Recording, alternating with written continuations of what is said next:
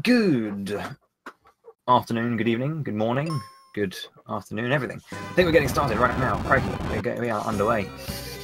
Okay, just going to get all of our games sorted. Everything synced up. Welcome back to the Final Fantasy Mystic Quest Any Percent Tournament. On the mic is again myself, Bowie, and alongside me is... Yeah, it's Penguin Ninja. So Bowie, we get not only do we get midweek Mystic Quest, we also get the double race tonight. Usually you gotta pay extra for that, as far as I know. Yeah, but we're giving it to you all for free. Ah, yeah.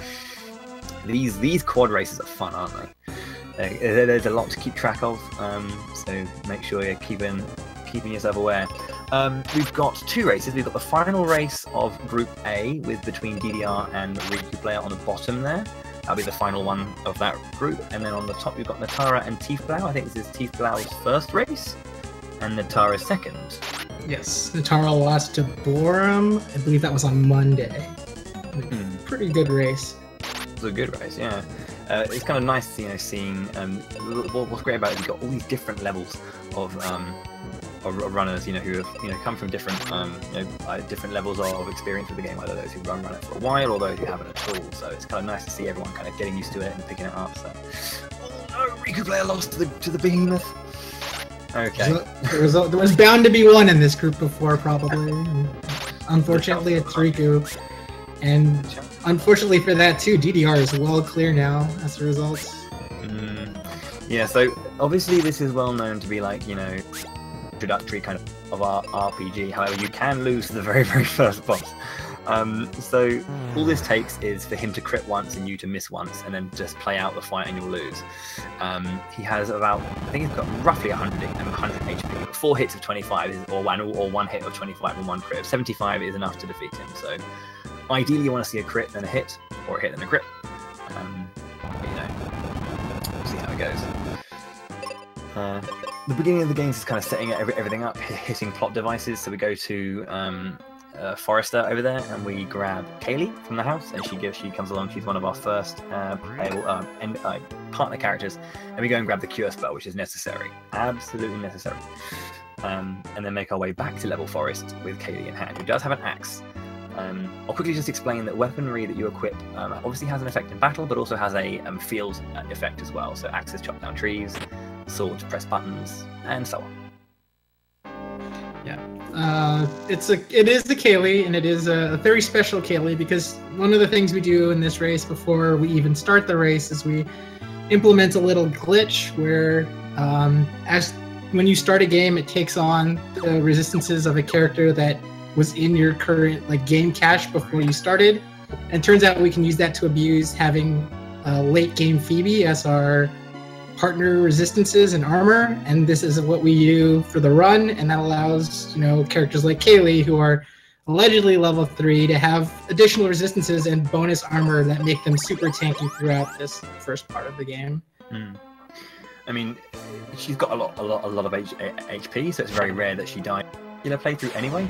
But the difference is you'll see she's taking 1 damage from everyone here, but if you actually did have the really resistant glitch, she'd take 10 damage. As I was saying that though, DDR just gets through the very first boss, the Minotaur, as Netara is coming up to the Minotaur as well, and we'll see Netara do it as we explain it. But the Minotaur is an undead enemy, and because he's like a sub-boss, he doesn't really have the main boss flag. So we're going to put Kaylee onto manual, and then cast life on the Minotaur. And that will one-shot him, because as I said, he doesn't have that flag on him to be resistant to instant death, because he's just a sub-boss. So that's quite a nice, easy one-shot kill there in the beginning of the game. So Netara and DDR making their way through out of the level forest, as TiefBlau is going to follow shortly after Netara, and Rikuplayer just making his way through the second fight in level forest as well. Let's make DDR now working towards the Bone Dungeon, the first boss, I guess, of the game. If we don't count the Minotaur as a real boss, and the Behemoth as the true boss of the game.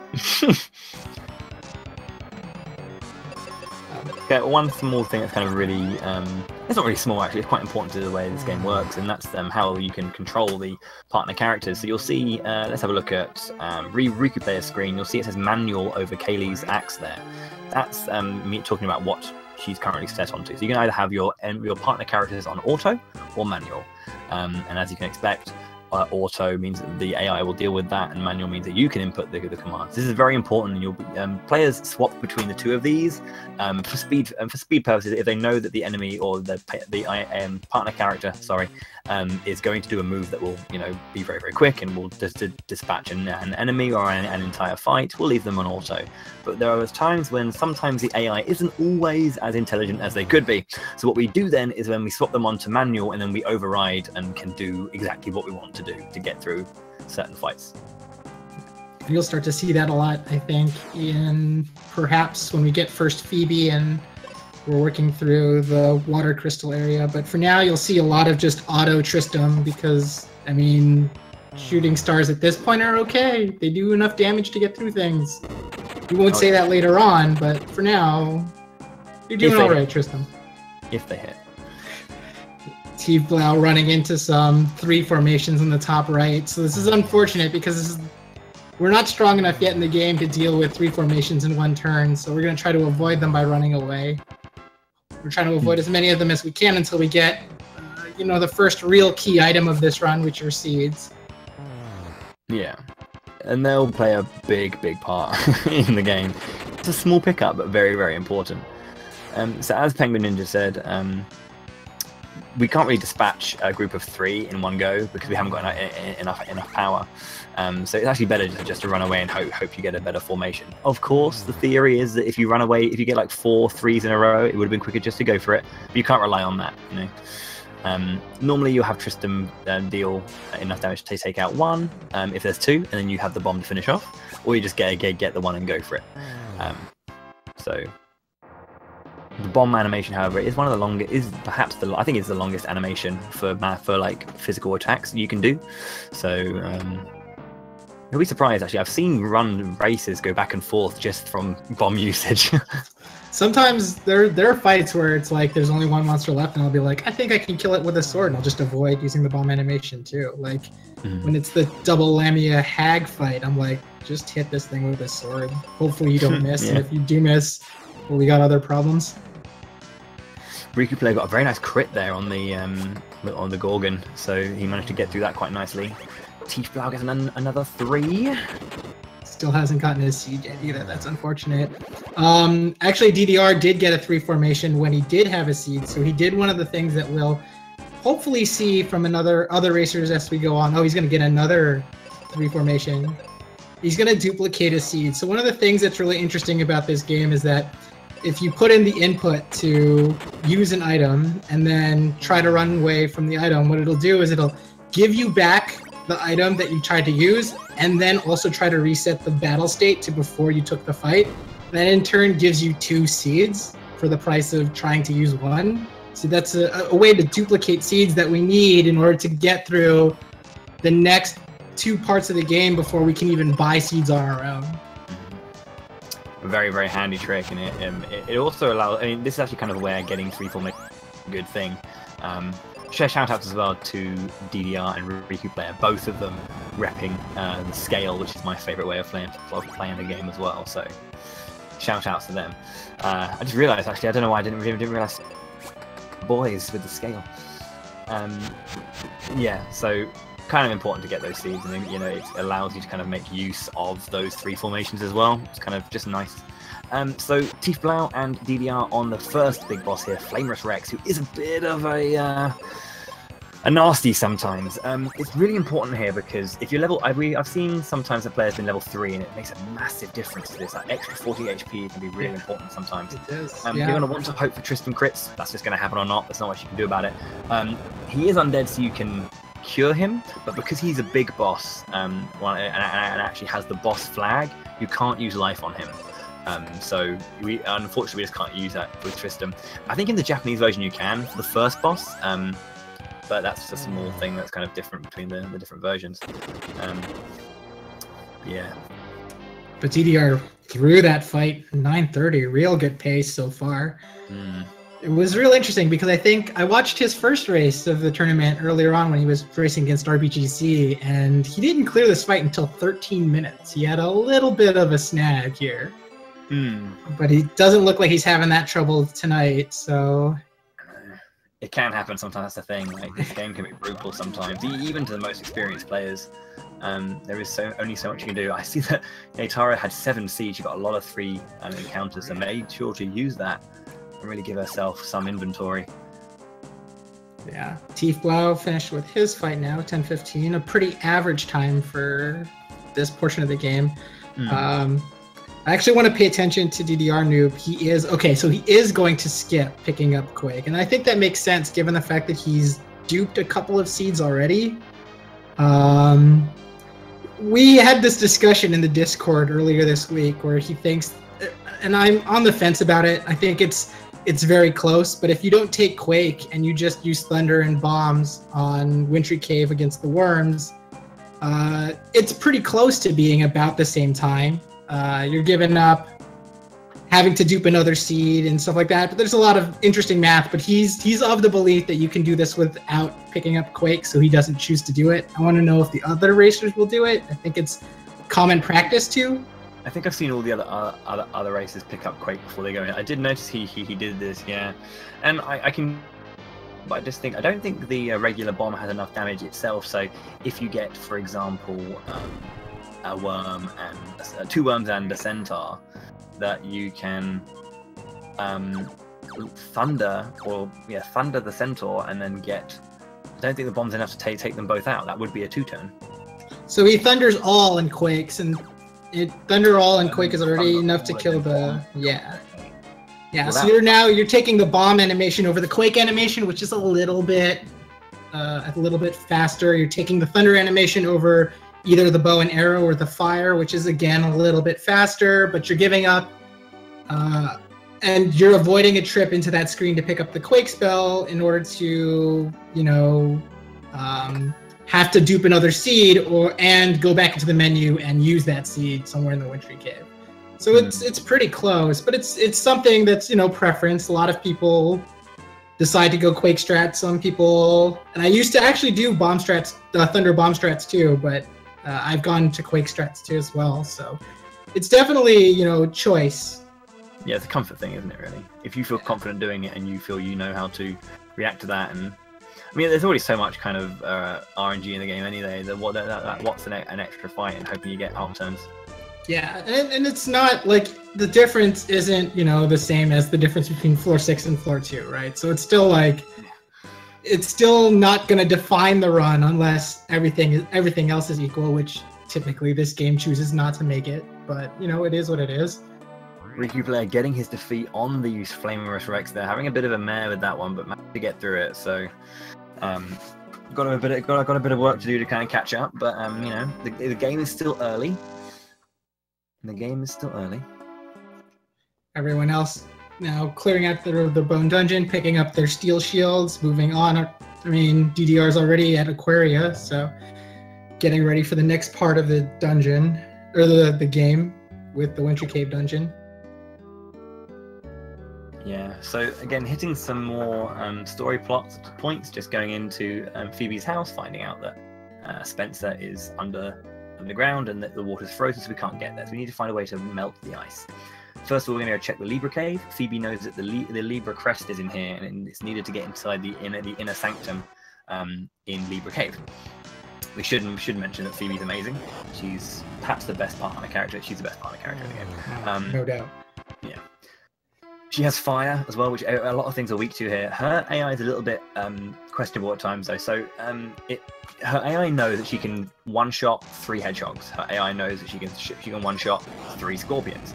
If you get 2 scorpions and a hedgehog, because they're different enemies, it muddles up her AI and she won't go for the full clip, but you still can do it. So this is an example of, even though we know that auto would be faster, it's a good idea just to manual flame roll, and you'd get that. So here's the thunder roll. Yeah. So this. And the worms are slow, so you can pretty much guarantee that bomb will go off before the hog might actually go. I think that's occasionally something that can happen, but the worms will almost never go in front of Benjamin there. So that's the other nicety about that fight. So it looks like Netara picked up fire. I don't know if any of the other runners detoured for the fire spell. I don't recall seeing TiefBlau pick it up. Fire's fine to pick up. It's one of those safety straps that kind of gives you that extra bit of damage if you are unsure on particular weaknesses and stuff. You know that you can deal that damage because it is a very powerful black magic spell. Yeah, at least at this part of the game. It eventually trails away, but for right now, fire's always good. Yeah, for sure. Interesting. So TiefBlau's really steaming ahead now and into the Wintry Cave and making his way through that. He's actually been doing a great job of catching up to. They're not racing each other, but to where DDR is now. So I think he's actually. Yeah, because he's executing pretty well because DDR had a pretty sizable lead going into. I mean, he's not racing Tief, but he was definitely further along after the Flamer's Rex fight, and now they're probably only 3 or 4 fights separated at this point. And DDR got the double confused, but luckily still lands the bombs on the right targets. So yeah, that's always nice. Well, that's always nice. Just risking it and getting it. That's good. It cuts those things short. Okay, so an instant double thunder that will deal with anything. Those turtles just get destroyed by thunder. So we're seeing Netara as well. She's I think she's just about to fall down. She's got one more fight with the worms, and then she'll get the cat's claw herself. So Phoebe she starts with the cat's claw and then gives it to you, so you can get around. And then she equips the Bow of Grace, which is an amazingly strong move. So yeah, so Netara's going to go for the fire on the hog and then double quake because she picked up the quake spell. So yeah. So we're seeing 2 different variants for the same fight. Again, preference, but it's coming to the part where I think now, because he's doing the Thunder Bomb strats, DDR actually went into the menu already to burn the additional seed that he's going to need for this run. But he's still, making his way pretty quickly through this. Okay, so here is where I think, there we go. Popped Phoebe onto manual, Netara did, and then she's going to go for the manual fire roll. So there's a good example of that happening. Otherwise, because if you didn't, even though she could one-shot them, the AI doesn't, which is... I said it once, I'll say it again. Thunder roll, and then the axe to finish off. Oh, he goes axe here. Interesting. I guess that makes sense. Again, shorter animations. Try to save time anywhere you can. The only questionable thing is that the bombs never miss. So you are taking. It's not a massive risk. It's not a huge risk, but you do risk missing with the axe, which does have a. It is not the best. It is a thing that can happen. Yeah, but I think he's willing to take that risk as long as the frames on average work out.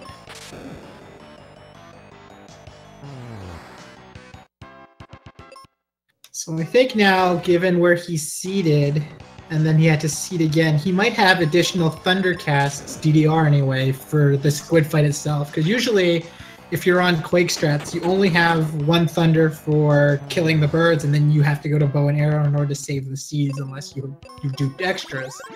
He's going to have... He wants additional, I think, 2 additional casts of thunder here, if he wants to use them in this fight. Yeah, he just seeded himself, so he's got a fresh 5 casts of Wizard. So I think he's just going to go for it. I mean, I personally like the Bow of Grace because it does have the chance to crit, which crits more often than you'd think. But Thunder is just guaranteed good damage, really, isn't it? So there's preferred. Yeah, he goes into bow. Interesting. One of those fights where if Benjamin dies, you just leave him, and Phoebe should be able to finish off. Sometimes I actually wish for him to die because his frames aren't worth the damage he deals. I'm just like, just go down, son. It's not worth it. But he's staying up pretty well this time around. He's done about 500, 600 damage with Ben. Okay, now he's down. Okay. Thank you very much, Benjamin. And there's the crit. Very nice. Good fight again from DDR. It's a great fight. And 1930, that's good for the Squidite, as TiefBlau is just 1 fight away from Squidite as well, so he's about to start his. So we've got, on the bottom, we've got DDR ahead by a good few fights over Rikuplayer. I think about 8 or 9 fights. Could be a few more than that. About 8 or 9 fights. And then TiefBlau starting the Squidite fight as Netara, I think, is ready to come onto the final floor now. Yeah, I think that's... Oh, no, she's got 2 more left on floor 2. So about 7 fights for her to go, I think. No, 6? Yeah, 6. Yeah, they beat these 2 and then the 4 on the bottom here. But I guess this gives us a chance to talk about lore at this point. So we get the crest, and now we're going to go into the inner sanctum of the Libra Temple in order to find the water that's supposed to revive the city, but it turns out, well, you'll see, water is in short supply everywhere. Very short supply. Oh no, doesn't have a fire cast. It's unlucky, goes for the thunder instead, just gets damage. And bomb. That's fine, didn't add too much time. And she's got a billion seed, she'll be okay. Yeah, no worries. So yeah, seeding there is good because it'll take you through the next 4 fights. Yeah, as you said, you've got that 1 cast available for clearing the birds and then just going straight onto the Bow of Grace. As TiefBlau is coming up to the end of his... Oh, a miss from Kaylee, and Kaylee from Phoebe though. So that will extend the fight just a little bit more. There's a crit, that should do it. Nice. 21 minutes. 2020. Good pace. 20, yeah. Not too bad at all, if I do say so myself. This is a good collection of runs going on tonight. Even Riku, who came off of dying on the Behemoth fight, is starting to put together some good RNG, it looks like. So, yeah, for sure. Netara getting a nice fight with a double turtle and with singular centaur, but gets the outturn as well. So that's a nice clean fight there. And onto her last fight before the Squidite as well. So she's very hot on the heels of TiefBlau there. someDDRnoob now well into the Fool's Basin, getting rid of those hags, the water hags, and then got another one. The water hag fight's pretty simple. I think double fire should be enough to take out a pair of them. Yeah, indeed. And then a couple of thundercasts for the Lamias as well. The question is, and I haven't been paying attention to what kind of fights he's getting. He's still at 7. Will he get to level 8 before the snow crab fight? Because it is a huge marker in this run to be at 8 at that point. It's very possible you can be 7, and that's risky because the crab's claw attack can one-shot at level 7. It can't at 8. Very, very powerful move, and it can just, if you get an unlucky string of just regular Benjamin, you'll just lose time because Phoebe's not attacking because she has to heal, and Benjamin's not attacking because he's dead. He is going to have to go into this fight at 7 because he's not going to take any more fights. He's going to do the small puzzle block skip to dodge a couple more fights that we can get to the boss proper, but now he's going to do it at 7. It should be a little bit interesting, but he's experienced enough to deal with it. Yeah, sure. He's definitely played this game enough, I'll say that much.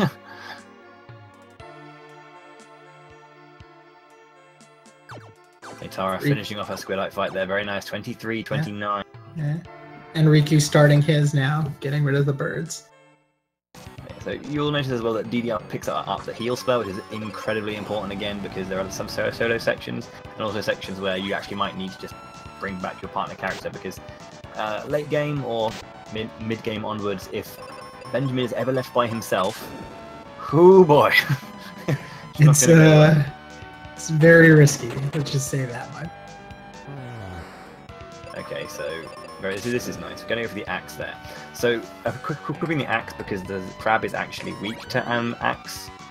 Does more damage, so it's kind of nice. If he gets to hit him with it. Looks like he's having issues with the crab doing what he wants to do. Feeling broke out of it anyway. Well, I should also note as well that you'll see we picked up the seeds first of all in Bone Dungeon, and on the way out, all of our players picked up a heal potion on the last screen before leaving, putting the seeds in slot 1, the heal potion in slot 2, and then there's 2 slots left. We'll see where they get picked up, but this is intentional. We pick up very, very specific items at very, very specific points to make sure that all of our consumable items are in the exact position we want them to be in. for a little trick coming up later in the run. Probably the most important skip going in the game, but we'll get to that when it comes to it. DDR now finished with the crab fight, while Tief is on his final fight in Falls Basin. Indeed. These are those situations. These are the situations where you're like, maybe you decide not to use bomb to kill that last tag because of the additional frames of bomb, but it can't miss, so there's nothing wrong with doing something that can't miss. Indeed. Got, as you say, TiefBlau is putting the ice blocks into position, making his way back round as Netara revives the one bush or one plant that she can in Aquaria before making her way to the full basin. There's 4 fights in full basin that we have to do? Yeah, two hags and 2 Lamia, yeah.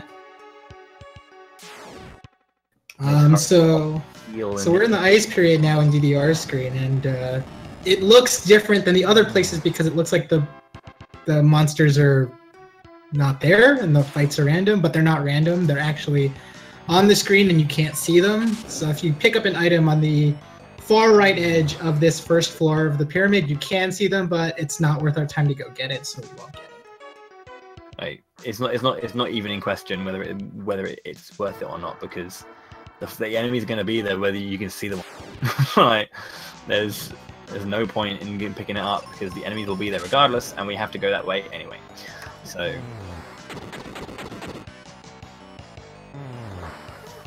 it looks like Tief is going with bomb strats on the crab instead of axe.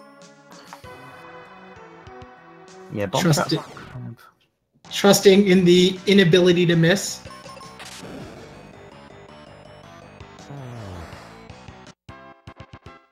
It is nice.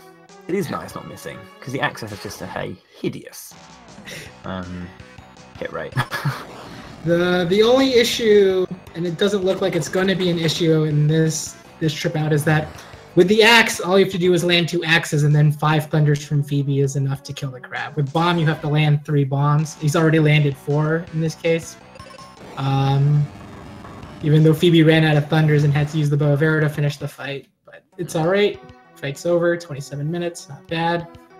She's got like 90 million arrows anyway, so it's not like she'll run out at any point, so you're all good. We're not running any risk of running out of arrows in this run.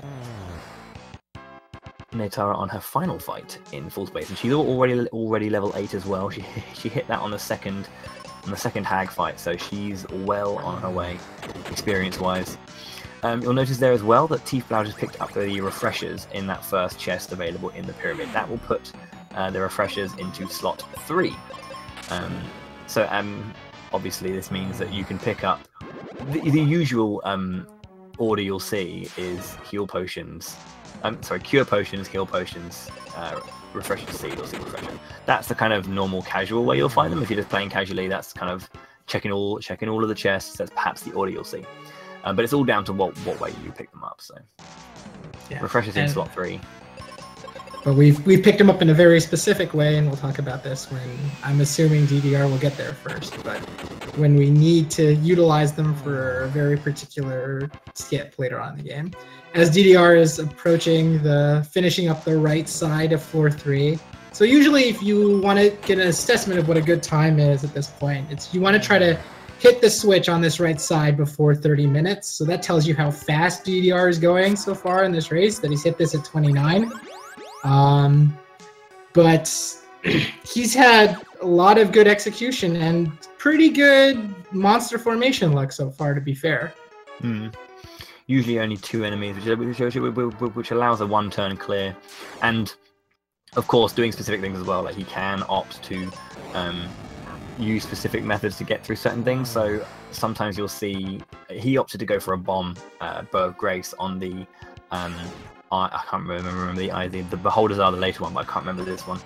The Eye Dudes and the Freeze Crabs or Freezer Crabs. The Freezer Crabs, if you do Bow of Grace, you won't kill it unless it's a crit, but then the bomb will finish it off and finish them both off because the eyes are weak to bomb. So I've seen sometimes some people just like lightning the freezer crabs, but that's a waste of a charge, and obviously DDR's going for the low seed run.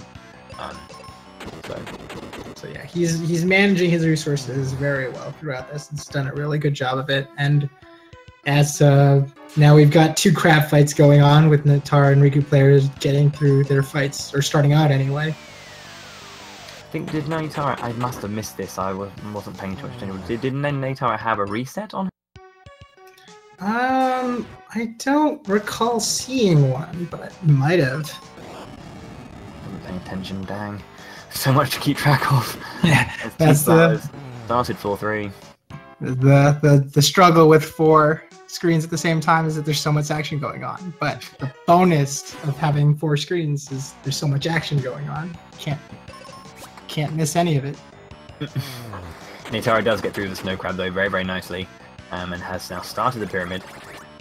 And currently we have Rikuplayer still trying to get rid of the hags, having a bit of a risky and trying. Oh no, he's lost it again. This is a shame. Because basically, Phoebe's reviving Benjamin, and then Benjamin's just getting hammered by everyone. Okay, so Phoebe's not dead. She's so close though. Okay, she heals herself. She's back to normal. Dang, this is very painful. Okay, and now the hags are gone. Okay, the hags are gone. Okay, crisis averted. We're finally going to be able to start doing damage to this crab. At this point, anyway. Really lose, let's say, because Phoebe should be able to heal as much as she can. I would agree usually, but one bad stare and everything can go bad in a hurry. I've had a stare into thunders, into sad times, and I'd rather not see that again.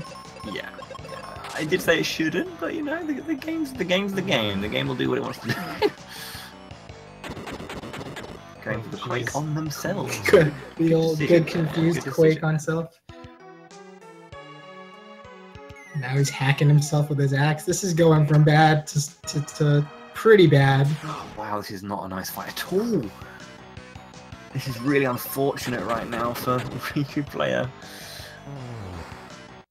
Oh, he must be so angry.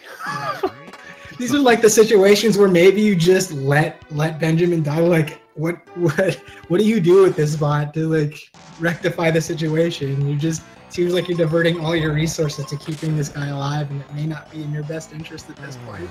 Exactly, yeah. I think this is what I mentioned, you know, just no damage being output and just trying to keep Benjamin like he's dying again. It's just, so that loss. The one fight that is, I find historically bad for it is the Doulahan fight later on, where you just spend the entire time recovering from Doom Dance or sleep and just never get to play the game. Yeah. Sucks sometimes. He gets through it though. Quite a trying fight, but he does get through it. So he's starting making our way towards for floor 3. I think TiefBlau's on the left side of floor 3 as well.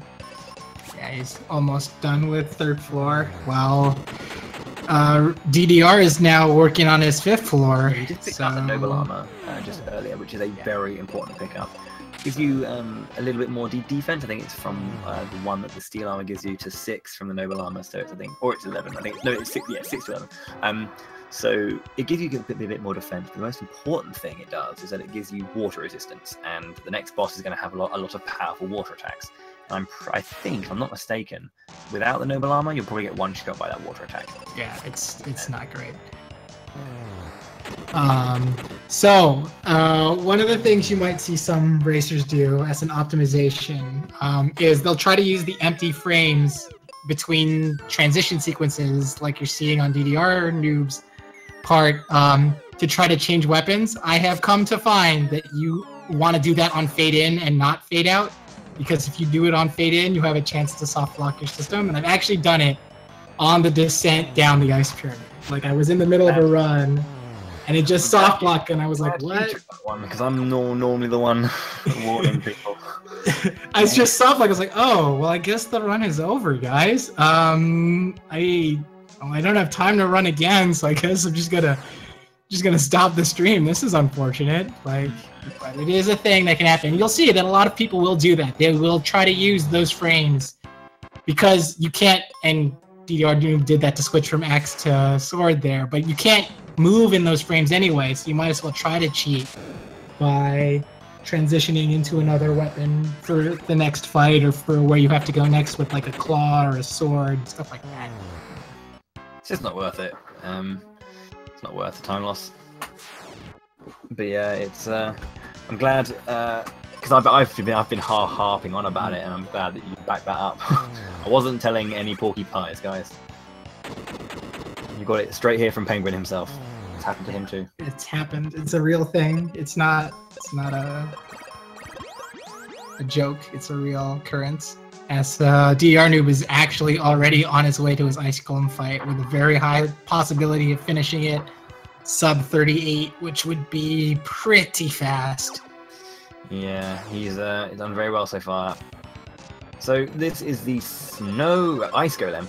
The Ice Golem, as we said, does have these powerful attacks, especially the Ice Block, which is a one-shot if you don't have the Noble Armor. We're going to be bombing him because it does a lot of damage, and Fire obviously is super weak to that.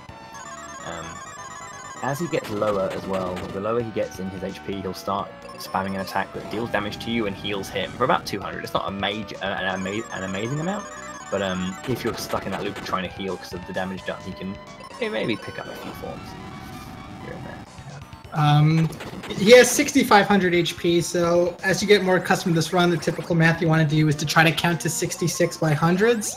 So actually DDRnoob I think now is on 38, if I've been counting correctly, because he got to land 4 fires and 4 bombs, but has taken 1 waterfall attack. And so if you're close to 66, you can, take the risk of trying to go for it at the end instead of healing, and it might save you a couple of seconds at the end of the fight. But it's important to know if you're kind of like new to the game, is that damage is set. You'll always do the same amount of damage. It's not variable. In the fight, I mean, like obviously you get a level up, you'll get a bit stronger, but the damage that we're doing at this point at level 10 is 402 with bombs and 606 with fire. So it's it's to the T, a mathematical thing. So do your maths and you'll be fine. 37 minutes. This pace is insanely fast. Pretty so the run that had this time was actually probably the only other one that I've seen that has had this kind of pace through Ice Pyramid was actually Opus yesterday, who finished Ice Golem in 38:30, 38:20, something like that. Ended up finishing the run at 2:07 with a floor 2 Pazuzu. So if you factor out that floor 2 Pazuzu, you realize how fast that time was. I mean, it's about 12 minutes difference between floor 2 and 6. So that's... He had a potential like 157, 156 taken away because of the bird, but as is the case. But DDRnoob on some kind of pace right now, given where he's finished with this Ice Golem, and he's got 19 bombs left over, so he doesn't have to detour coming out of this Ice Pyramid for the battlefield. If we look around at our other players, though, we've got Rikuplayer, who's making his way on the left side of floor 3, and TiefBlau with 2 fights to go until he gets to the Golem, so very, very close himself now as well. Going to go for that Thunder into Bomb Strat to get rid of the Sphinx and the Eyes. I'm just going to call them the Eyes. The Eye Dudes is my official name for them. Yeah, that's a good name. I'm going to try and see what their name is, if there is one in here. There is. Gather? Yeah, it's a Gather. Bang on. Ooh, okay. So TiefBlau kept Phoebe on auto, and Phoebe crit the 1 Sphinx, so this is a 2-turn fight now. And a flame. Maybe longer now. Oh no, okay. This could take a while. He needs to... Oh, okay. He should have gone manual and just dealt with the Sphinx right away, and then fix the problems afterwards. Yeah. You still get the experience and everything when the fight ends, even if Benjamin's dead, so there's no point. If you can just finish the fight, just finish it. Because, you can just use Cure once and it's fine. TiefBlau also uses up his final seed. That should be the same on DDR's side. They've used up all their seeds now, so they've got a blank space in... Because they picked up a heal potion in the same screen that you get the Noble Armor as well, so that fills out the 4th slot. And then they've got a blank slot, because they've used all their seeds now, in slot 1. Cure potions, refreshers, heal potions. That should be the order of the items right now. Do you want to just take everyone through the exit battlefield for us? So yeah, DDRnoob has gotten to the one battlefield we will take this entire run, but it's because it has the one item that we very much need. It has the spell Exit, which, if you're familiar with most Final Fantasy games, does what you think it does. Takes you out of an area, or in battle, you can use it to remove a monster without getting experience from it. Ideally, even though I believe now this is his third Sphinx in the battlefield, you don't see those Sphinxes at all, because not only can you not take that fight, it usually comes with an unexpected attack, which means that both of the monsters get to go before you can even do anything. So you'll see we just run from that fight, but every one of those instances of, and that's like 5 now, that's pretty sad, can eat up somewhere between 12 and 15 seconds. Yeah, and it's unfortunate. He cannot buy any luck right now. Well, that's 6 now, right? Yeah, that is 6, and that kind of basically erases the 37 he put together through. You can see on his timer it's already changed color, so he's already losing time. That's the W split thing there. He's already losing time in this section. He's still got 6 to go. So to put it into perspective, the average you'll have for exit battlefield is around like 3, maybe 4 Sphinxes, and he's on 6 right now. So. And he's still got half the battlefield approximately to go, so it might even get worse. Hopefully it won't. Okay, 3 to go. Tief working through his way through the golem. 7. Crikey, Riley. That's really unlucky. Yeah. Like with good RNG, or at least average RNG, he would have been out of here already, and now 42 minutes and he's still not out of it. That's unlucky.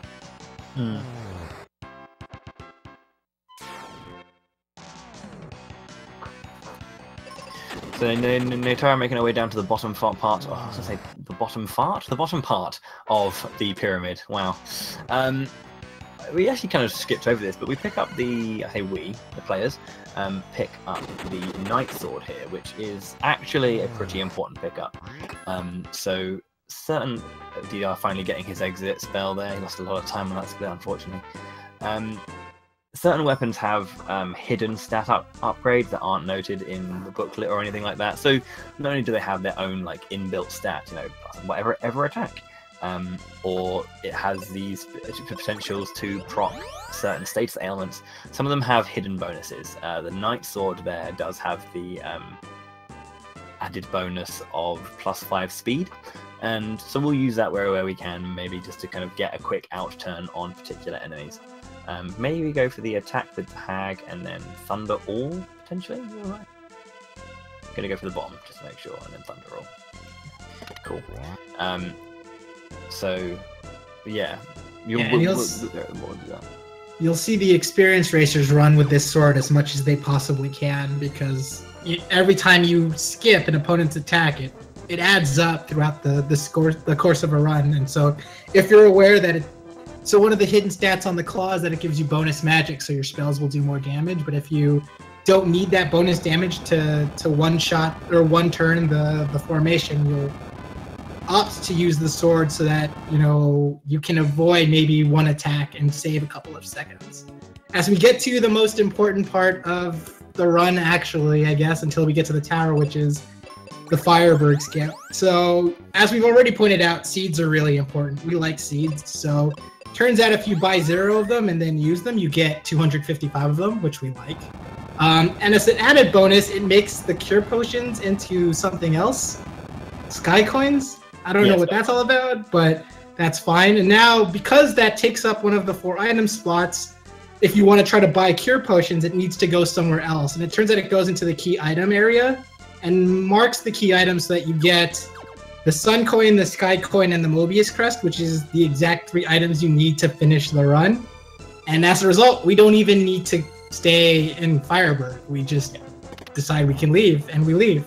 So yeah, we've skipped 2 massive dungeons, however, now, so we are disgustingly underleveled, to be quite precise. It's hideous how underleveled we are. We are pretty squishy at this point, and we've given up. A nice little thing though. We picked up exit, didn't we? Yes, we picked up exit.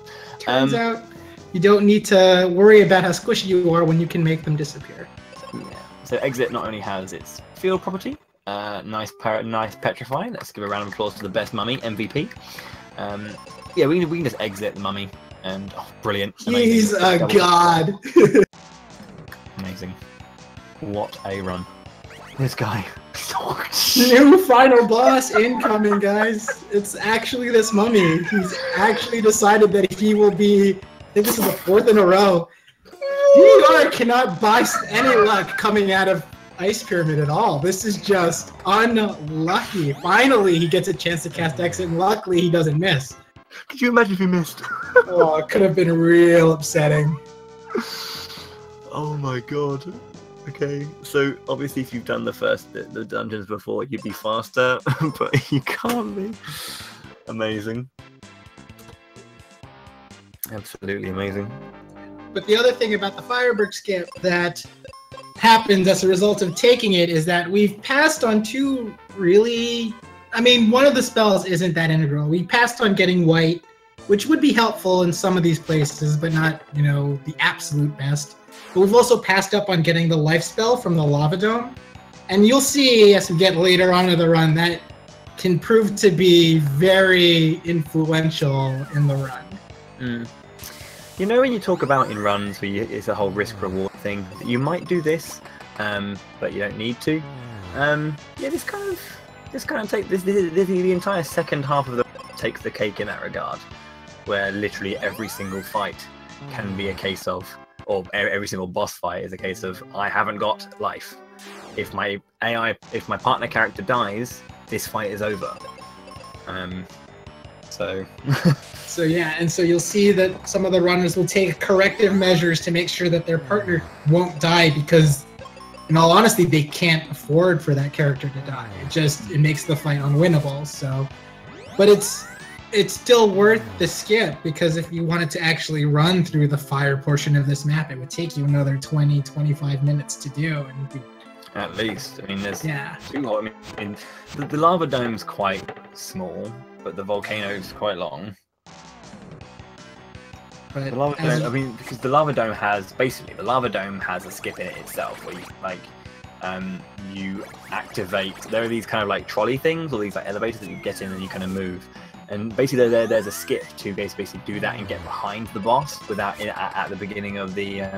You just go into the dungeon. You can basically use these. I think you use bombs. I think it is to do it. And it allows you just to kind of skip sections of the dungeon, and you just get behind the boss and just complete the first dungeon. So it's quite short because of that. But the volcano is a good chunk of time. Yeah. We're now at the point where finally DDR gets to go and transfer characters. I think he's one of also the few runners in this who's probably going to take the time right now to go and do his arrow fight with Tristram, which I don't know if I agree with, but I guess, yeah, he is going to go do it. It is a thing. So most runners, what we'll do is we'll go and pick up Kaylee first, and then we'll take this fight. But since it's along the way for DDRnoob and it doesn't take that much additional time, he's going to go and do it right now. That way, when he leaves with Kaylee, he doesn't have to detour.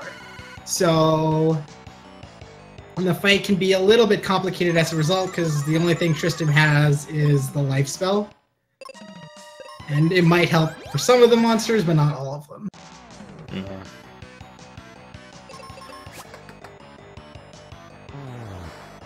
Okay, there's the exit.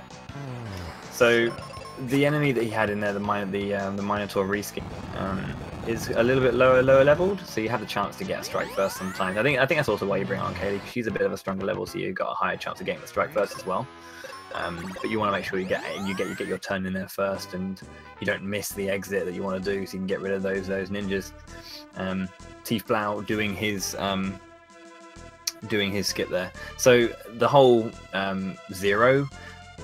That was the big thing that we found out, that you could actually just buy 0 of an item and you just get 0, because you could, when you're in the shop, you can press down and go to 0. And we're like, what the hell?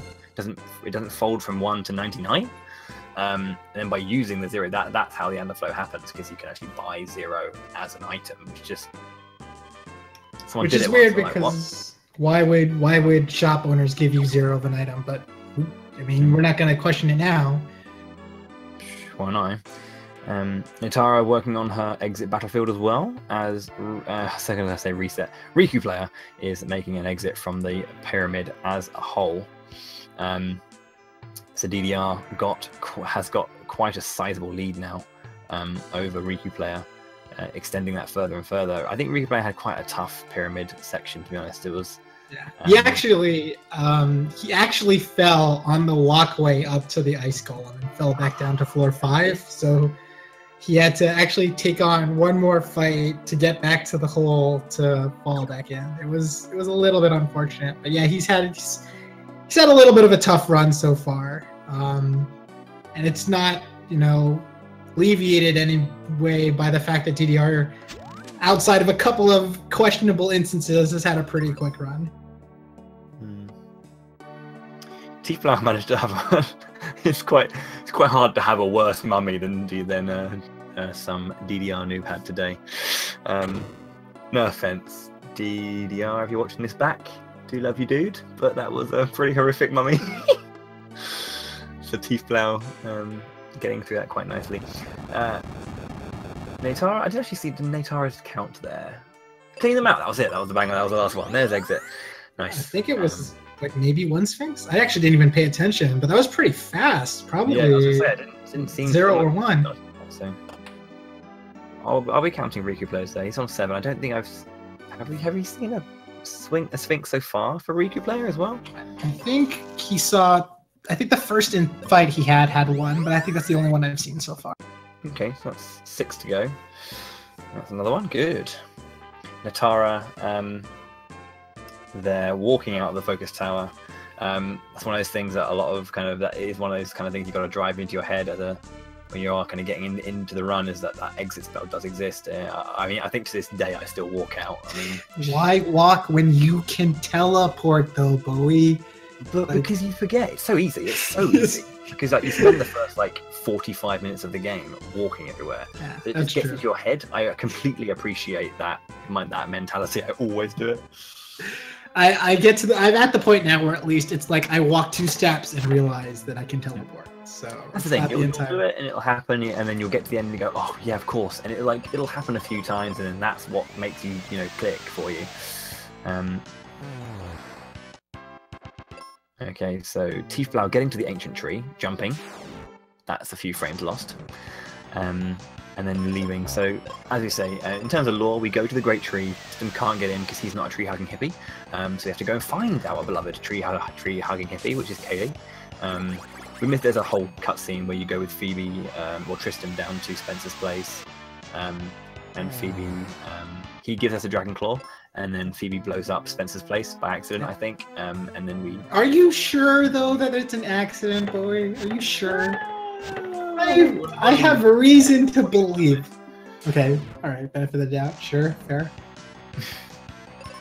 But yeah, there's a whole kind of stuff there. And then we pick up Kaylee, who made her way to Aquaria. And then go back to the Great Tree. And then she'll be all, oh, tree spirits, let us in. And the tree spirit's like, alright. And then we go. Surprisingly, apparently all you need to do to gain levels in this game is sleep, because what else has Kaylee been doing while we've been out adventuring? And she's gained 28 plus levels compared to us. She's pretty hardcore. I wish we had whatever she's had, clearly. As it looks like he's just not having any luck after the ice pyramid. It seems like it's coming apart on him a little. Oh my god. It's so harsh. Oh mate, you must be so angry. Oh, I love this game so much. Okay, double arrow. Alright. Yeah, one of the few times where we as well. Oh, this mummy right now. One of the few times we'll actually use the claw because the additional magic is required to kill those 2 mummies by with Benjamin's arrow by himself. Yeah, the body slam and then the exit. Very nice from Netara getting through that. TiefBlauTV with the hello. Mega's hello.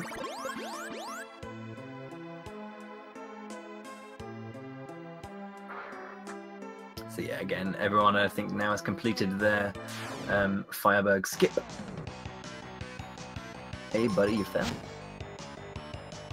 And Kaylee's joined TiefBlau, and Rikuplayer making his way over to the bridge, which is currently where Netara is. Yeah. Getting the exit off there again. Very nice. That's the thing, it'll happen once in the run, and then you won't do it for the rest of the run, and it's just about remembering when it starts coming into play. It just clicks into place. Yeah. Just you get used to doing it.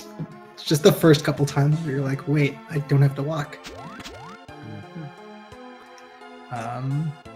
As we are now starting to see the instance of the Great Tree on the inside from DDR and eventually Tief in a couple of minutes. This tree can be very nice and sometimes very, very cruel as a dungeon. Yeah. This dungeon is a thing that exists in the video game that is Mystic Quest. You hope for the best. You hope to literally get 2 formation worms the entire time, and then the oozes like dissolve into Kaylee so that you can one turn the fight, but really, it's just an exercise in disappointment. Yeah. And for some reason as well, poking wooden faces is... Video games. Video games, it's fine. Okay, triple worm. They were going to get 1 regular attack, 1 scrunch miss, and another scrunch. That's a dead Benjamin. So I'm still on the fence about how to deal with triple, like, because yeah, if you're at high HP, double win should be fine, but apparently Benjamin is just absorbing everything from every monster at this point in the game for some DDR-noob. I'm still of the belief that attack exit is better. Just dealing with the 1 less attack means you probably don't have to go to the menu as often as you have to heal up. Yeah, he just continues to get wrecked. Is he gonna live? Yeah, he's gonna live. Double quicksand though. That was so lucky with the double quicksand from the middle and left hand side. But yeah, as a result, he's gonna have to go back into the menu another time, and it's rough sometimes. You feel like it should be better for you, but you end up having to spend so much more time in the menu that it ends up not working out. Yeah. Rikuplayer about to reach the tree for the first time as well, as TiefBlau is now with Kaylee making his way back to the tree and will be entering very, very shortly. One of those things that I think, obviously, you want to be getting a sub 1 kind of time entering the tree again. That's kind of your marker. Obviously, you can get much lower than sub 1 and enter the tree, but like that's kind of your marker. I like to think kind of how well is it going, really. So yeah, so sub 1 is the average time to get into the tree. Usually, a good sub 2 pace is to be under an hour coming out of the worm room that someDDRnoob is about to enter. But given his string of bad luck over the last, I guess 20 minutes, it's probably not going to happen for him now. Unless this starts happening, where he gets 2 formations the entire room, then maybe we have a chance.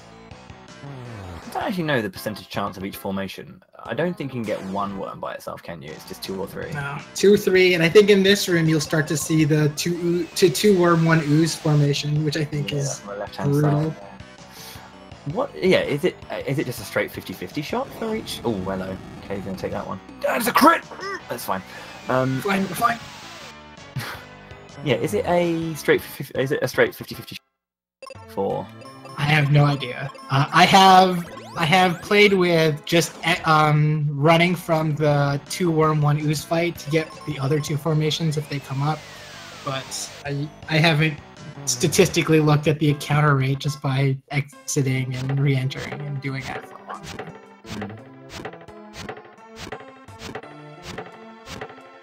TiefBlau into the tree now. Wow, dude. did that. So the axe missed and the exit missed on TiefBlau is strike first turn, and now... Okay, that's unfortunate.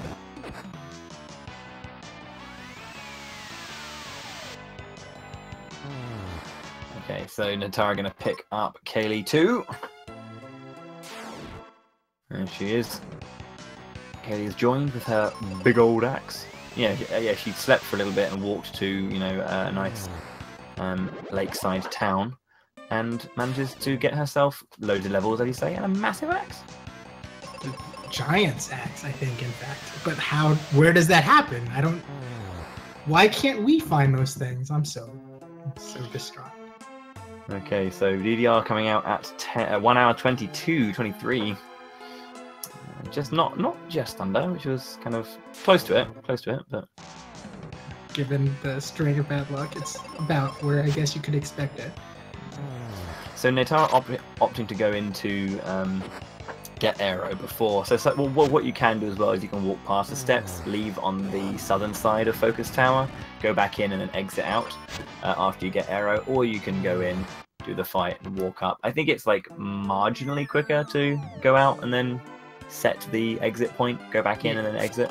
Yeah, because you don't run back up that little stretch of map between Doom Castle and Focus Tower twice. You only go through it once. So, and the reason why that works is because by setting the exit to the south exit of Focus Tower, when you cast exit, it takes you back out to that. If she was to cast exit right now, it would take her to the northeast exit of Focus Tower, where the water crystal is, and you probably don't want to go there. What I like about the tree as well, though, is because they have a thing. So you'll have a bunch of enemies that are really weak to certain things, or things one turn, and then you'll start getting a nice mix of different enemies and different kind of things you have to deal with. So Kaylee's been poisoned here. We've got these frogs that, you know, can suck. I think they can stone you as well as everything else they do. Yep. So, you know, it won't be as just a straight shot of just throwing out your basics. You might every time it kind of, I think each floor kind of throws a new kind of encounter at you to react to. Earlier, Penguin mentioned the oozes, and here they are in full. So these are your first instance of enemies that actually have a reflective property, so you can't actually throw spells at them. Kaylee can't one-shot them, which sucks. She can crit, hopefully, or maybe they get the dissolve to kill themselves off. But what you do want to see is the Dragon Claw here does have one of its status ailments that it can put onto your opponent is instant death, which you saw there. Very nice. So that instant death can proc on the oozes, and you want to see that. I think a crit should be enough to one-shot it as well, isn't it? Should be. I think it is enough. Yeah. Or yeah, I'd be surprised if it doesn't do enough damage to kill him. I think it'd be like 800, and that should easily be enough. Yeah. One of those things that Kay hits by 738. It's just, why don't you do more? I think it's like literally like 25 more damage, and she would kill them, but she doesn't. I'm gonna find out exactly how much HP they have. There's the Final Fantasy Mystic Quest enemies. What are they called? What's their actual full name? I think it's actually Ooze. Ooze, amazing. Absolutely amazing. Ooze, it actually is. That's just a list of it in its image. I don't want to see its image, I want to see its name. It's like full details. There it is. Okay, cool. Found it. M-O-L-N-N-O-P. Ooze. Right, dude. There you are. It's 750. So literally 12 more damage. Well, that's unfortunate. So actually, one of the interesting things about and I watched El Magus when he came across this eccentricity with the claw. So the claw's instant death effect is petrify. That's what it's casting on the enemies when it hits to make it insta die. One of the weird peculiarities about hitting it with the claw is that it actually doesn't reduce the enemy counter, even though it removes the enemy. So what happens as a result is that if you try to cast like a spell or use bombs that target everything, it'll split the damage as if the ooze was still there, even though the ooze isn't there anymore because it's been petrified. And it's really interesting math, and I saw when Omegas was playing with this, because what he did was he went to the earlier part of the tree and he just kept clawing specters until, and because the specters have the chance to regenerate, to replace themselves in the fight, and so he got to the point where he had clawed, I think it was something on the order of like 20 or 30 specters, and then he tried to hit it with like either flare or arrow, and it did 7 damage. And I was like, wow, I didn't know that was a thing, but now I know. So it does affect certain fights. Like, for example, there's if you get the 2 worm, 1 ooze fight, and you claw the ooze, you can't actually use Wind All with Kaylee to kill the other 2 worms because the ooze still counts as being in the fight, even though it's petrified. So it still splits the damage. And it's one of those weird mathematical things that you don't notice until you've tried to do it, and you're like, why doesn't that work? So, a little random anecdote about Mystic Quest, why we love this game. I didn't actually know that. Thank you very much.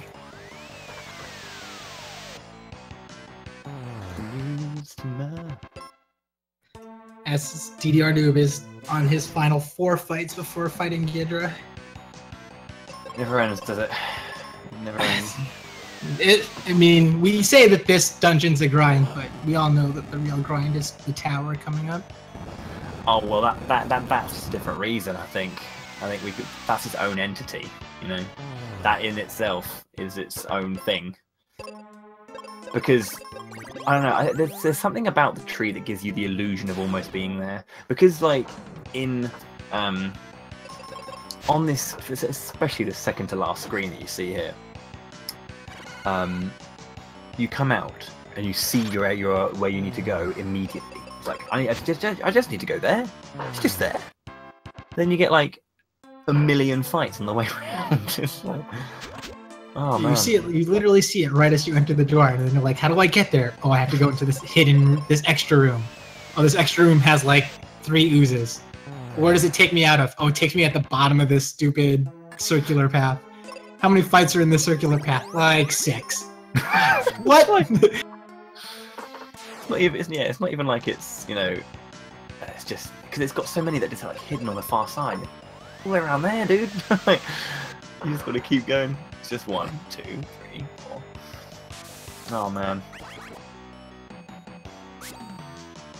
fun game, dude.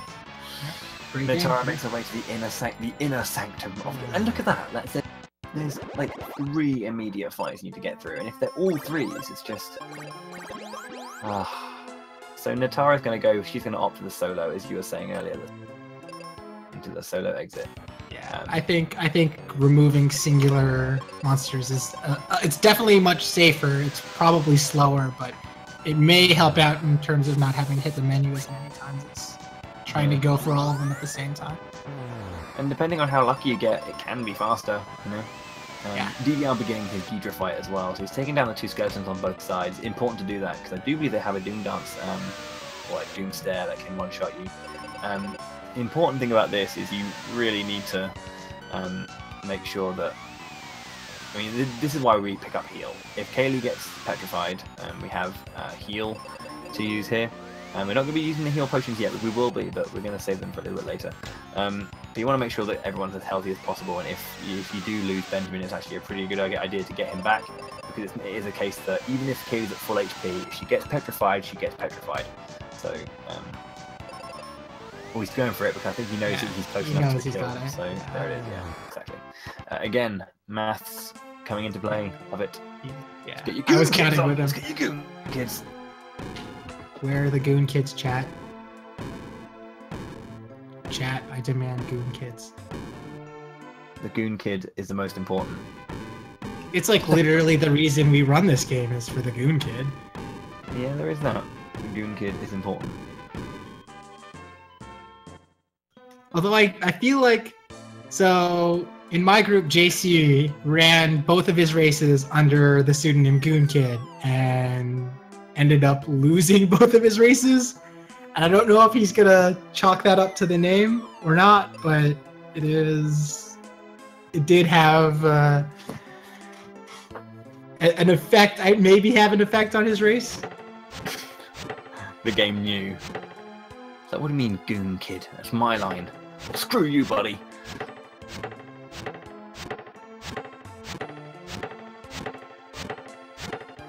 Tief starting the ooze fights. I think this is the first one in the inner ooze room.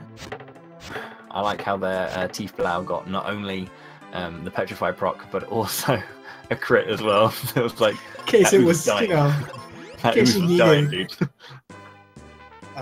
DDRnoob DDRnoob makes the detour to make sure he picks up the meteor spell, because even though Ghidra dies, like when Ghidra dies, all the monsters disappear out of the tree. So we could just leave if we wanted to, but it turns out we actually need a spell to supplant our damage, at least inside Mount Gale. So, and that's in the form of the meteor spell. So he takes a little detour to pick it up before now going into Windia and picking up the bombs, the Cupid locket, and talking to Old Man Otto. Oh yes. So you have to. Well, where he went, he actually went to back to Fireberg via the Mobius Crest warp point and picked up the mega grenades, and then, as you say, picking up the Cupid's locket. This gives you it's resistance to silence and sleep, I believe. Sleep, confusion, blind, and silence. Confusion as well. Yeah, that's the one. Yeah. Confusion's the important one. Yeah. Blind's actually important as well for the next area. Even though you use bombs in Pazuzu's Tower, which don't miss even if you are blinded, it's just an extra heal, isn't it? And more time in the menus. But yeah, it's silence, as you say, blind, and confuse. So only 300 GP. It's also defense plus 6. We haven't got a locket up till this point, or an accessory, so a bonus plus 6 defense as well isn't so bad. And it actually has plus 5 magic, which I only know this because did you go did you go to Mount Gale without it and found you weren't killing it? No, that wasn't that. I was watching someone else stream. I don't remember who it was. He was in the Dark King fight, and the Dark King fight map didn't work because he didn't pick up the. And I don't know how that streamer got to the Dark King fight sans Cupid locket in one piece. But that happened, and so it was like, oh, why doesn't this math work? It should work. We all know what happens at level 22. I guess he didn't equip the Dragon's Claw to make up for it then. No, he didn't. So then I watched him do it, and I was like, okay, wait, equip the Dragon's Claw and do the non-Dragon Claw strats and see what happens. And I was like, okay, you're missing magic somewhere. Did you forget the Cupid locket? And he's like, I think I did. I was like, yep, that will do it. Okay. So regarding if you're joining us, welcome to the Mystic Quest Extent Tournament. We've got 2 races going on currently, that's the thing.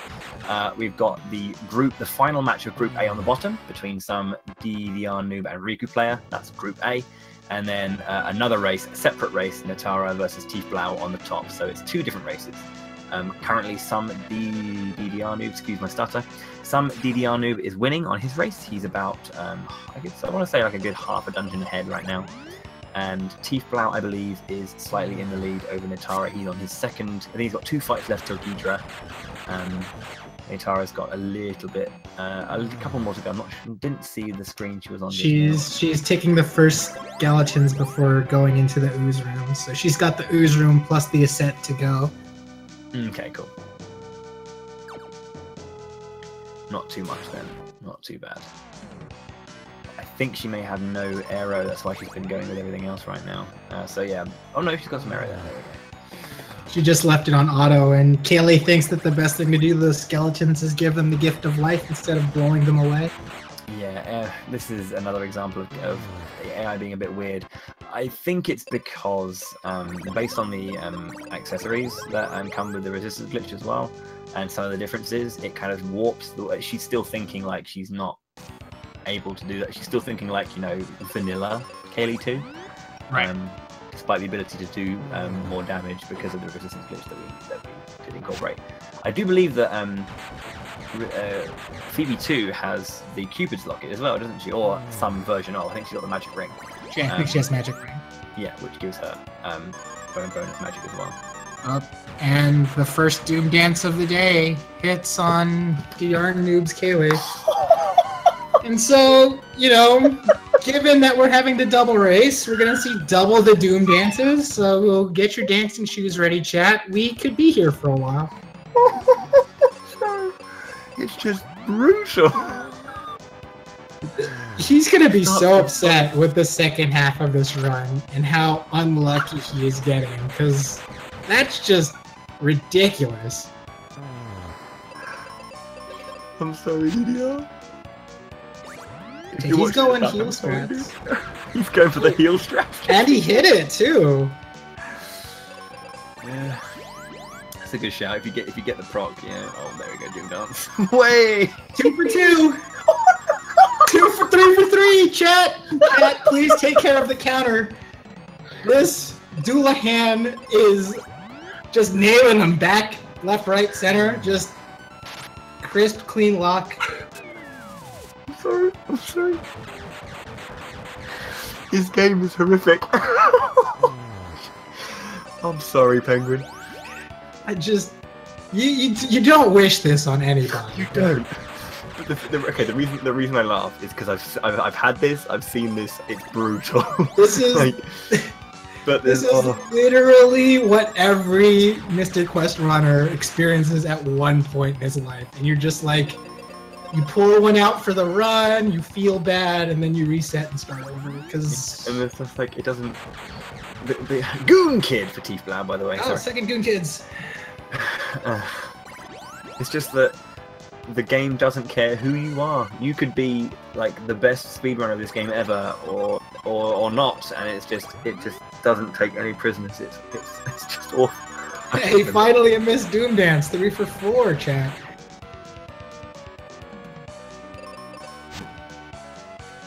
I wonder if he's... So, Rikuplayer is on his second to last screen now, and as you say, yeah, Netara just coming out into that the final circuit before Ghidra's room as well.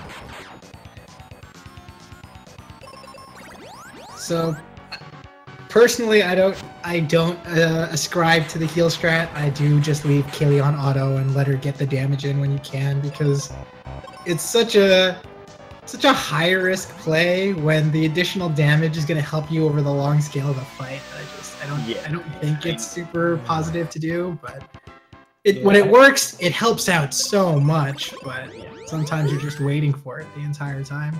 Yeah, I just don't think there's any point, because like you could just heal and it'll miss for ages, and then he'd do what he'd do anyway. Like if he's going to Doom Dance you know. Sometimes as well, I mean, for the most part, Dullahan can be faster than you as well. So it doesn't matter if you're going to heal.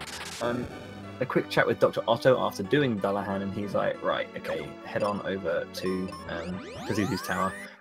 Norma, which is Otto's granddaughter, is inside. We're going to speak to her first of all to make sure that she goes back home, and then it's time for the best part of the game. Oh, Bird. You've already... I mean, game's already messed with someDDRnoob enough. Like, how cruel could it be at this point? Could we see the complete self-destruction of this run by a floor 2 Pazuzu? I mean, I wouldn't put it past the game. I mean, it's done it before. Touch wood, it doesn't happen. Touch wood. Yeah. But yeah, this is have a fun run. Comes down to this, which is just dang. Another bonus to having this double race going on is we get, potentially twice the Pog champs, but realistically twice the Baby Rage. Yeah, make sure again, remember your Pog champs and Baby Rages, if it's the floor 6 or not. This is the most personally.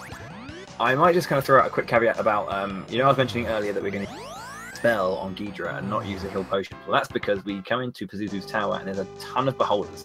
Now, this is why we pick up the Cupid's locket as well, because they can blind. They can blind you. Kaylee is not resistant to blind. That's not part of the resistance glitch we have, but Benjamin is. The holders always start their first turn with blind. So they'll blind Kaylee and then they'll try and blind Benjamin. It won't work. We then keep Kaylee on auto and she will use a heal potion. She's set to use the potions. So she uses them and then they'll just slowly go out of... because Benjamin can deal with the beholders himself with the mega grenades. So, you know, unless there's 3, where you have to attack first. But then, so blind, blind, blind, and then she'll use a mega potion, a heal potion, and then deal with the rest of the fight with Benjamin. Like that. And we want to get rid of the heal potions to set up another inventory glitch later on, which is going to be important when we get out of the tower, which will be a little while. So if you want to grab a drink, maybe some popcorn, settle in, you're certainly welcome to do so. We'll probably be here for a solid 10-ish minutes at least. Third Goon Kid as Rikuplayer finishes his Gidra fight. Goon Kid's in chat, please. Kid. There we go. Sorry, I missed it. I was like checking for it, and then I started to look at the Manticores on someDDRnoob screen, and then I missed the Goon Kid too. I just saw like the N and the exclamation part, and I was like, no, I missed it. It's okay. The Goon Kid's real. As Netara now is about to start her Gidra fight as well. Level 15 this time. Okay, so you want to kind of hit level 16. This is kind of similar to the Snow Crab being level 7 or level 8. You kind of just want that extra level just in case. It's just the worst thing that can happen, and you'll see a lot of runners that are very aware of this, is that Kaylee gets stoned, and then you have to use a turn with Benjamin to deal with the petrify status before Gidra kills you. And one of the things about level 15 versus level 16 is that at full HP, Gidra can't kill you with anything at level 16 unless he crits you. But at level 15, if he hits Quake, since you're the only target left since Kaylee is petrified, it does 603 damage. So it does just enough to kill you from full HP, and he almost always goes before Benjamin, so you can just get super unlucky and the fight will end up being over. So it's one of those things where level 15 versus level 16 is important, just like level 7 versus level 8 for the Snow Crab was. I noticed that TiefBlau has used up all his heal potions already. So just a thing, it's happened. As long as we get rid of them before the end of the tower, it's perfectly fine. I see as well DDR re-rolling this fight. He just want it, double bird and beholder. There we go. We got 3 birds. I think running from this fight twice is still faster than taking it. Probably by like maybe just a fraction or a couple of seconds, but I think it's still faster. Yeah. Surprisingly slow fight because the beholders also have the magic reflect property, so you can't like blow up the birds with arrow or double arrow or arrow bomb. So you have to kind of like there's no. I think maybe would Benjamin's arrow kill a bird by itself if it's strong enough? I think yeah. With the fact that it's weak to wind. Go double solo arrow. Goon Kid, by the way. Last Goon Kid. You could go double solo arrow and then surely just solo bomb. Yeah. So. Either arrow, exit, and then bomb, and auto Kaylee. That's usually what would have to happen, but that's 2 turns when you can do it with 1 turn if you get the 3 bird fight. So that's why I think he was re-rolling it, and it makes sense. Well, DDR's onto the Hellway, which is basically you start on floor 1 and you go up the side stairs and you get a bunch of fights. But when you're going up the side stairs, there's a nice Doom Dance there as well for TiefBlau. Get body. The Manticore one is particularly bad because you're pretty much going to get 3 Manticores per fight. You can life them, you can exit them. They are very, very fast. They are very, very powerful. Life can miss, exit can miss. It's just a horrible, horrible hallway of hoping. They're also very, very fast. So they'll, sometimes they'll out-turn Kaylee as well. And one of the biggest resistances we're lacking is fire. So fire is one of the most deadly elements that any enemy can use against you. You want to be a bit careful about that. Yeah, Manticores have fireballs and readily supplied, and we'll use them fairly liberally on the party. So, and it's just about surviving those 3 fights. Like, sometimes you just cast the spells and pray and hope that, you know, they go off. But sometimes they decide to stone gas and you don't get a choice. Sucks. Tief finishing up his Dualahan fight, getting out of Mount Gale. As Floor 7. I'll just explain kind of the general route, and then obviously Penguin, if you want to go through the floors and stuff. Yeah. So you'll make your way up one. You'll start on floor 1 of Pazuzu's tower, go up to floor 3 and speak to Pazuzu, and he'll just sod off. He'll just be like, "I'm gone, bye," and then you have to kind of find him. So he will go to a random floor, which will either be 1, 2, 4, 5, or 6. And then because he's on floor 3, he can't go there, and floor 7 is only accessible after you beat him. So he'll go to one of the other remaining 5 floors. So you go from 1, 3, speak to him, 5, 7, and then you make your way down 6, 4, 2. But yeah, so that's the general order. But Penguin, if you want to take so once that bird disappears, the real game begins, because it turns out there's a huge difference in the choice of floor that the bird decides to go to. So ideally, we're going to get some PogChamp floor 6, Mega Height, Give Energy, everything, but in all likelihood, we're going to get a bunch of Baby Rages, because that bird rarely ever shows up on floor 6. And as a result, we'll have to continue to trudge back down the tower, 6 to 5 to 4 to 3 to 2. Hopefully, we'll see where that bird ends up. In the worst case scenario, he ends up on floor 2. Best case scenario after floor 6 is floor 1. And the difference between floor 6 to any other floor is pretty sizable, 4.5, 5 minutes. 4, 5, and 1 are about close to each other. They don't really give up that much time if you get a 1 versus a 5 versus a 4. But if you see a floor 2, the true Baby Rage begins, because that's a 12-minute or so difference from floor 6. And it's a lot of additional fights with bad formations that you really just can't do anything about except take. So we're hoping not to see any floor 2s tonight, but you know, luck will be luck. There are 4 races and a 1 in 5 chance. I say 1 in 5, it's probably not. It's probably like a 1 in 2 floor 2. It's disgusting. But yeah, the general order is 6, 1, 5, 4, 2 in terms of quality. It sounds weird. I know it does. That 6 is the best and 1 is the second best, and not 5. But the way it works, and the reason for that, is that in order to actually do the fight, if he's on floor 6 and you speak to him, he'll just sod off again. You need to. He's taking an elevator. So what you have on certain switches, I think it's 6, 4, and 2. There are these little switches. If you hit the switch, it'll lock the elevator in place, so he can't escape. If he's on floor 6, you hit the elevator, or you hit the elevator first anyway. Then he's on floor 6, he can't escape. If he's on floor 5, you have to go down there. You have to lock floor 6, go down to floor 4, lock the elevator underneath him.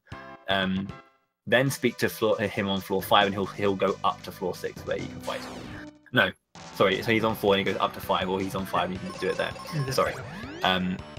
The reason floor 1 is much faster is actually the second best, because you'll go on to floor 6, find out he's not there, you'll lock floor 6. You'll go down to 5, you can see he's not there. You go down to 4, you see he's not there, lock floor 4. Go down to 2, see he's not there, then you know exactly that he's already on floor 1. So you hit the switch and you just exit out and go and fight him.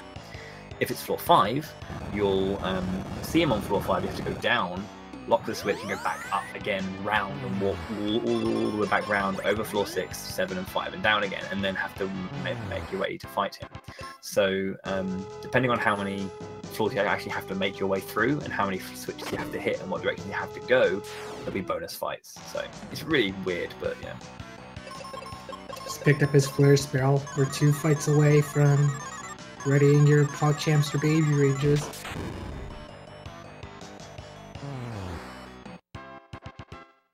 So ideally, now that we have the flare spell, we'd like to use it as liberally as possible. So ideally, we're going to avoid seeing these beholders, and we'll just get formations that don't have them, so we can blow them up with flare. And typically in groups of 2, Benjamin can do it by himself, but in groups of 3, he needs help from Kaylee to remove one of them, which she's more than capable of doing with the arrow spell most of the time. So here we go. Oh, baby rage! Baby rage! Baby rage. Your first one of the day.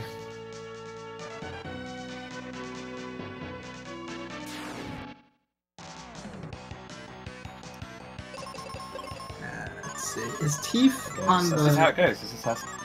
Yeah. Now we just sit here and wait and see when the bird does decide to show itself. As Tief, I think, is on. Is he in?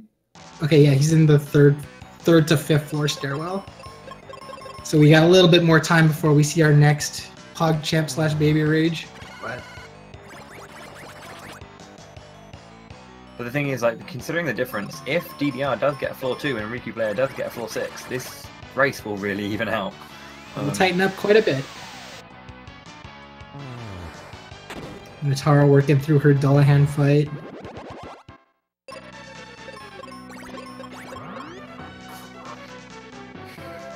Let me just refresh this. Oh, it's not floor 5. Baby Rage intensifies. Is it no floor 5, you say, sorry? It is not floor 5. So. Okay, so that's not terrible. A couple more fights and make our way down. So Rikuplayer's just spoken to the bird on floor 3, and he's like, bye, see ya, Peace.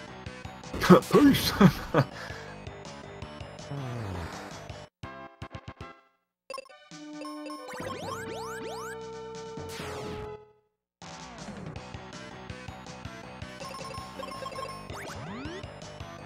Oh, okay. Miss Doom Dance on Netara's fight. Hopefully, Doom Dance will stop hitting throughout the rest of this so that we don't see any more sad resets, but the game will do what it'll do.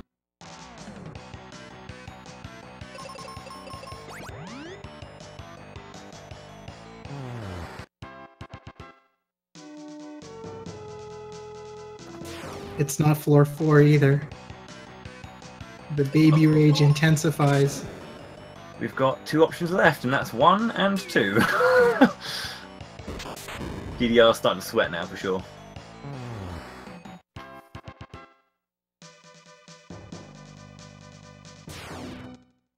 TiefBlau in his Hellway, hoping to just survive these 3 Manticore. But that's a stone. Yeah, you're just gonna reset the fight straight out and go, let's try that again.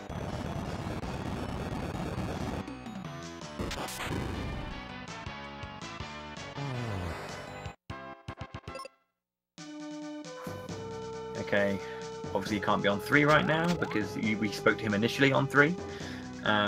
This is where we check it. So when you speak to him on any other floor, if you haven't actually locked him into a position, he can obviously escape. So a floor 2 would normally be speak to him on floor 2 and he'll pop up to floor 3. If you haven't locked around, you have to lock. You lock underneath basically. All the locks are underneath. So. Oh, he's lucky. It's a floor 1. Floor 2 is empty. So he'll just hit the switch, cast exit, re-enter the tower, have 1 more fight before fighting bird proper, and he'll be on his way. See, yeah, exactly.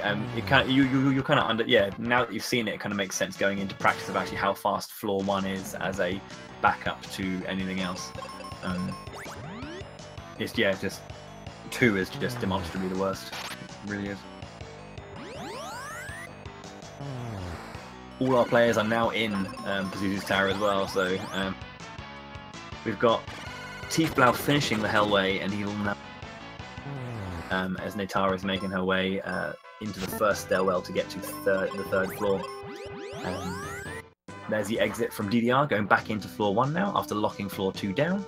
You will just skip around the back here, which is quite nice. You think you have to do more fights, but you can skip behind the pillars there.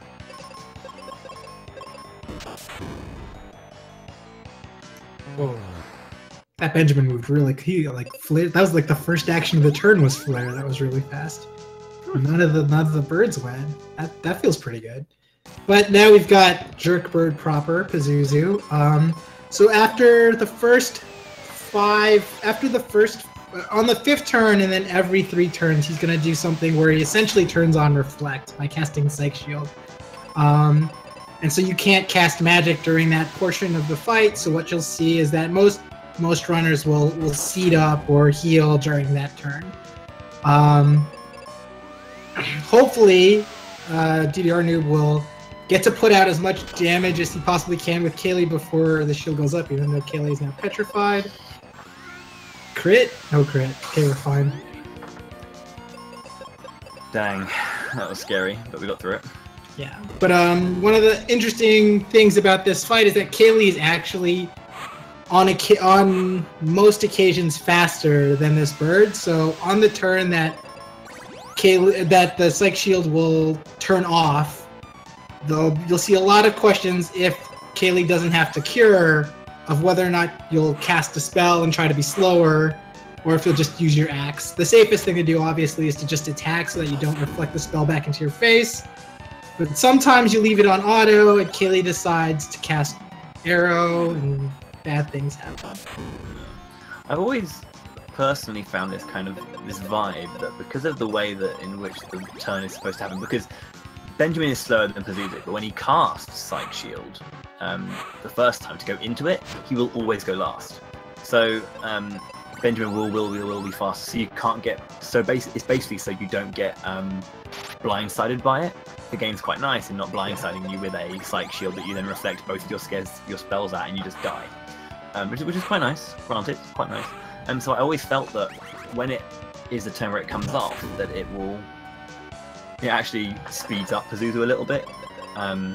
But again, there is that risk, as Penguin said, that if you do get the turn in which you just get destroyed, then you know how much do you want to risk it? You know? Yeah, and it's always like it's interesting because it's like, and then we'll see it again when the second version of the bird happens, but we're not there yet. But in that case, the bird is actually usually faster than your secondary character at that point in the game, which is Phoebe.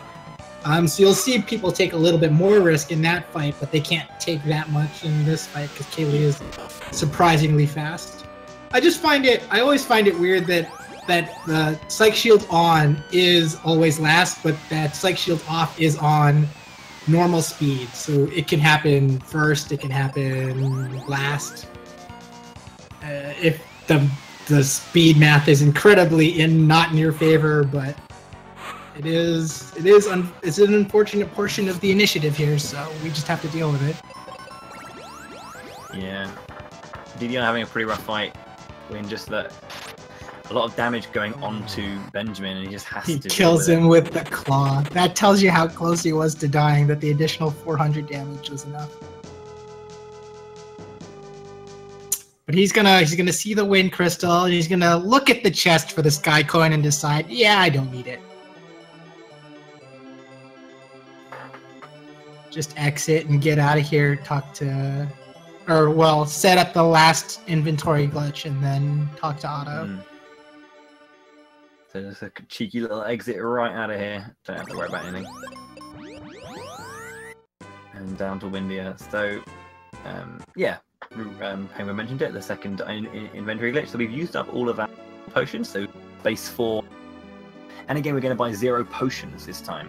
But we're not going to do it just yet. So you go in there first of all, have a little chat, and then you speak to Otto, and then he'll be like, "All right, okay, cool. Thanks very much for doing the old Pazuzu stuff." Kelly's going to hang out here at Otto's and look after Norma, and then Ruben's going to come with us. And basically, we then are supposed to go on a big side quest to go and get the Thunder Rock. However, the power of Underflow.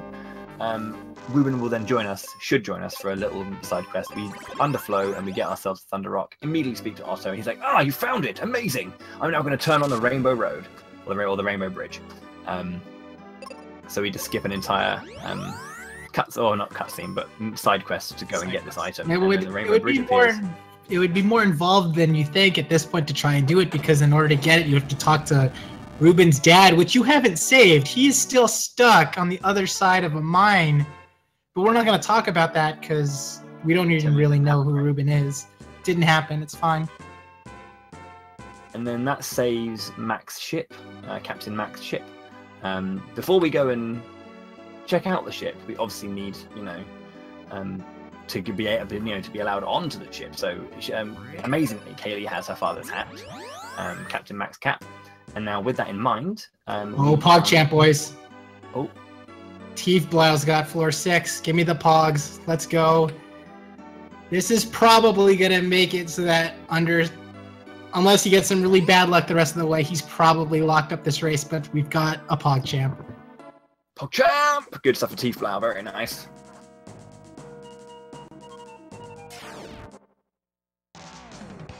But now, yes, so we get the cap, and we're in this boat, and now we've got to kill monsters to go find Captain Mac and give him his hat back because he left without it? Question mark?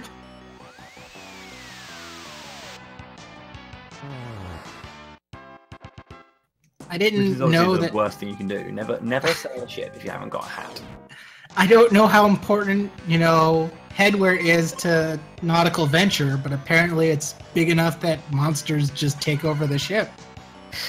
Like, apparently they just don't respect the rule of order without your cap or something. I don't. Yeah, the seas are just like, you know what? You didn't bring your cap. I'm not gonna let you sail. I'm just gonna disappear. It's like, cheers, ocean. Now I'm stuck on this stone where nasty beasties roam. Of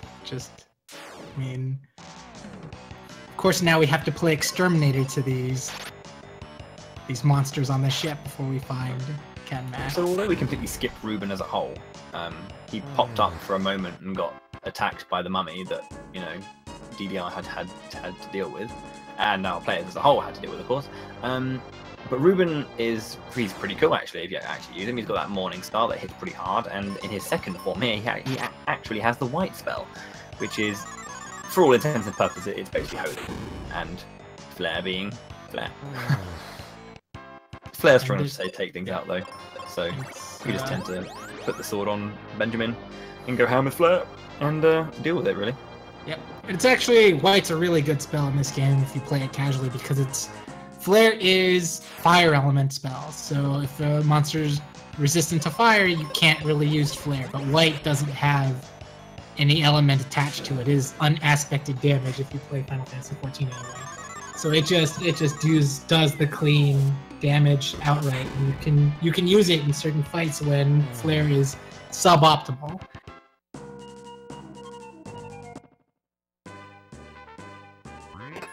Okay, so Netara on the roof now. Heal potion is used up. Oh no, Riku is trying to kill the sorcerers by casting wind on both of them. Well, luckily they both didn't cure, but... So, this is one of those scenarios where, some of the monsters, and you haven't seen this throughout the run because we usually kill them outright, but some of the monsters have a cure spell, so if you don't kill them, it's possible that they just recover all of their HP. And so it's important, those monsters, to just kill them outright. So you'll see people target them specifically with, oh, baby rage. You'll see them cast specifically, like arrow specifically on one target of sorcerer, or flare on groups of 2 to remove them, so that they don't have the chance to heal, they just die outright. And that speeds up that fight. As looks like Tief's got the bird down to its final legs, and now it's gone. Good fight. Not too bad. Actually, does Tief have a PB? Does anyone know where this puts him with respect to his PB pace? I have. Oh. Well, in that case, this is going to be a pretty good one, apparently. Mystic. I don't actually know his personal PB. It may not even be updated on the page. Riku's got a floor 5. We can see the bird now coming to screen as he's fighting this Thanatos fight.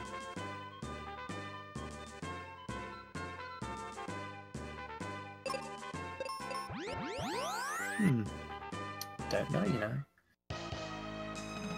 I'll have a look at the races. This is his first race. Okay. Cool. Well, this is going to be a good time. Probably something on the order of 2 210-ish, 215-ish, maybe, if it goes more or less according to plan from here, which would be a great initial stab in terms of a recorded time. As I said, the average time on the leaderboards is 2. So, you know, if you want to kind of hit for that kind of area. So DDRnoob is very likely going to skip the Aegis Shield, unless like he knows that this race is won and he doesn't have a PB and decides to detour for it. But I would be surprised if he did. Yeah, he's just going to go for it. Once you get to a point where you're confident enough without it. Quick moment, because now it's Skullrush Rex. We mentioned earlier that, you know, you can't life bosses because bosses have boss flags. Okay. So about that. Yeah, he doesn't have that boss flag, so we can just do that. And this is again one of those occasions where Claw is helpful, because with the Claw and the bonus 5 magic, you can kill those ninjas with 1 cast of flare. But apparently that's only when you get to level 20. I actually saw Couch was running just personally yesterday, and he was level 19 going into this area, and flare with the Claw at level 19 doesn't kill 2 shadows. So it is. Oh, so he's gonna go flare thunder here. Yeah, okay. So that's another way to do it. It requires the second cast. But now the switch puzzle of the ice portion of Doom Castle. It's all about recognizing where the switches are and making sure you hit them on your way through this. So, which shouldn't be the problem for some someDDRnoob. We're also going to abuse the fact that with the sword and the fact that these squids and crabs are low level, we should get a lot of strike first opportunities because we'll just be faster than the other team. And we're going to use that to clear a lot of these fights in one turn without taking any damage.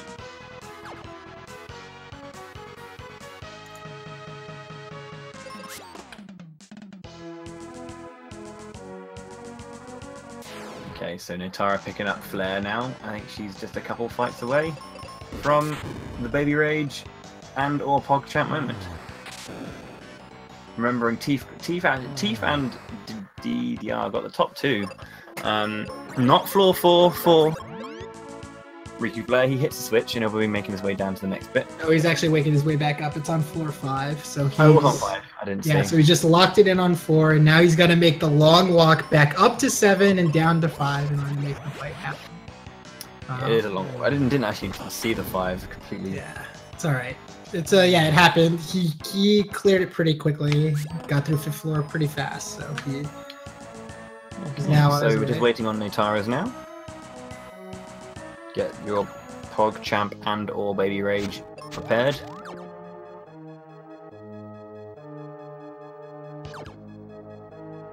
So far, not absolutely terrible from Pazuzu. Touch wood. Here we go. You made. Hit it. Believe. Believe. Believe. Yes! So both racers in the race on the top half of your screen have gotten floor 6s. The PogChamp. The PogChamp race on the top screen, while that's on the bottom screen. We've had a floor 1 and a floor 5. Amazing. Really, really good. Well played, Pazuzu. This means that basically no other runner is going to be like the rest of the year. Cheers, guys. Yep. This is the one you'll get the entire year, so just enjoy it while you can. Savor the moment. Take it all in. You know. Hey, Penguin, you know we were talking about boss flags earlier? Yeah. Oh, this golem. Yeah. I mean, what about these boss flags? Yeah. Should we put one on Stone Go then? Do you think we should put a boss flag there? No, I don't think so. Okay, I feel good. Never mind. Yeah. Okay. Cool. Yeah. Sure. Yeah. We'll just leave it alone and. Makes sense. Yeah. Seems good. But now he is through the ice pyramid portion of Doom Castle, and now we're going to get to see an area of the map that I don't think we've seen before in this run. There's apparently a lava area in this game. Wait, there's lava in this game? Apparently, I've been told that there's lava and this area has it, and it's very confusing to me. weird. Be careful, Benjamin. You don't know how to deal with that stuff, dude. I don't know if he's prepared for this. But another strike first, that'll fix. So, the reason that some players will pick up the Aegis Shield and why it's a completely viable option. It takes about a minute out of your time to go and get it. I know it sounds like a lot, but it genuinely is that long to kind of walk up the way, go and get it, come back. It's a nice chunk of time. The biggest thing the Aegis Shield does is that it will protect against paralysis and stone. So stone, obviously, there's a lot of enemies that use it, such as those Cerberuses there. They have stone gaze. And yeah, obviously being able to protect against that is great. But if you do get lucky and just don't have to worry about it at all, like you might not need to here, going for the sword. Okay, that's on Phoebe. That's fine. Cool. So for example, there didn't need to worry about the flare going off, but like you can add time by making it a 2-turn fight if Benjamin gets petrified, and so on and so forth. But paralysis again is another one that's quite handy for it, because the thing with stone and petrify is that guaranteed that you have to heal that. You can decide what you want to do there. But with paralysis, there's this chance that it might just recover off of it. Yeah, maybe. Walk it off. Just walk it off. Walk off the paralysis. Come on now. And sometimes they do, and you just wait for them to do it, and wait for them to do it, and they don't do it, and you feel bad. Ooh, it's a big crit there. We fine? We'll probably be okay, right? Sure, I think this could be it, actually. That should probably be enough damage. Oh, is that not a what? Like 400 HP. Has to be like 400 HP left on that bird. Oh no! And Rikuplayer just got hit with a reflect. Oh, he auto'd. He auto'd on Psych Shield off. Oh boy. Please let this be enough for Rikuplayer. I would feel real bad. Oh god. No, don't. Okay, well, probably not. Yeah, that's unfortunate. Kaylee's gone down as well for. This is really annoying. Just do this has to be enough.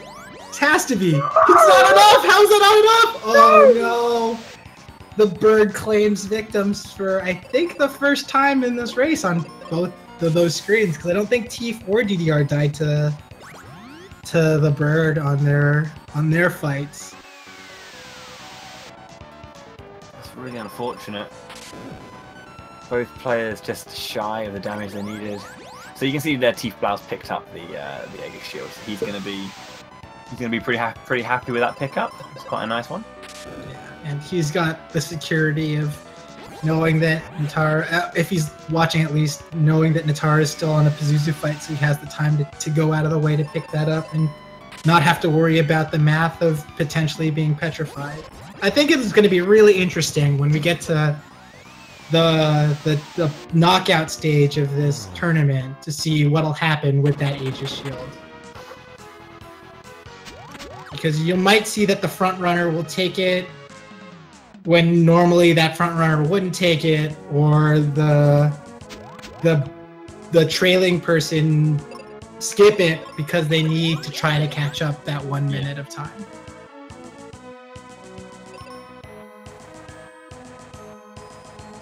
DDR making his way to the final portion of Doom Castle. Pazuzu Part 2. Jerk Bird Round 2. Pazuzu 2. Electric Boogaloo. Electric Boogaloo. He just dances all the time. It's ridiculous. This bird makes me so upset sometimes.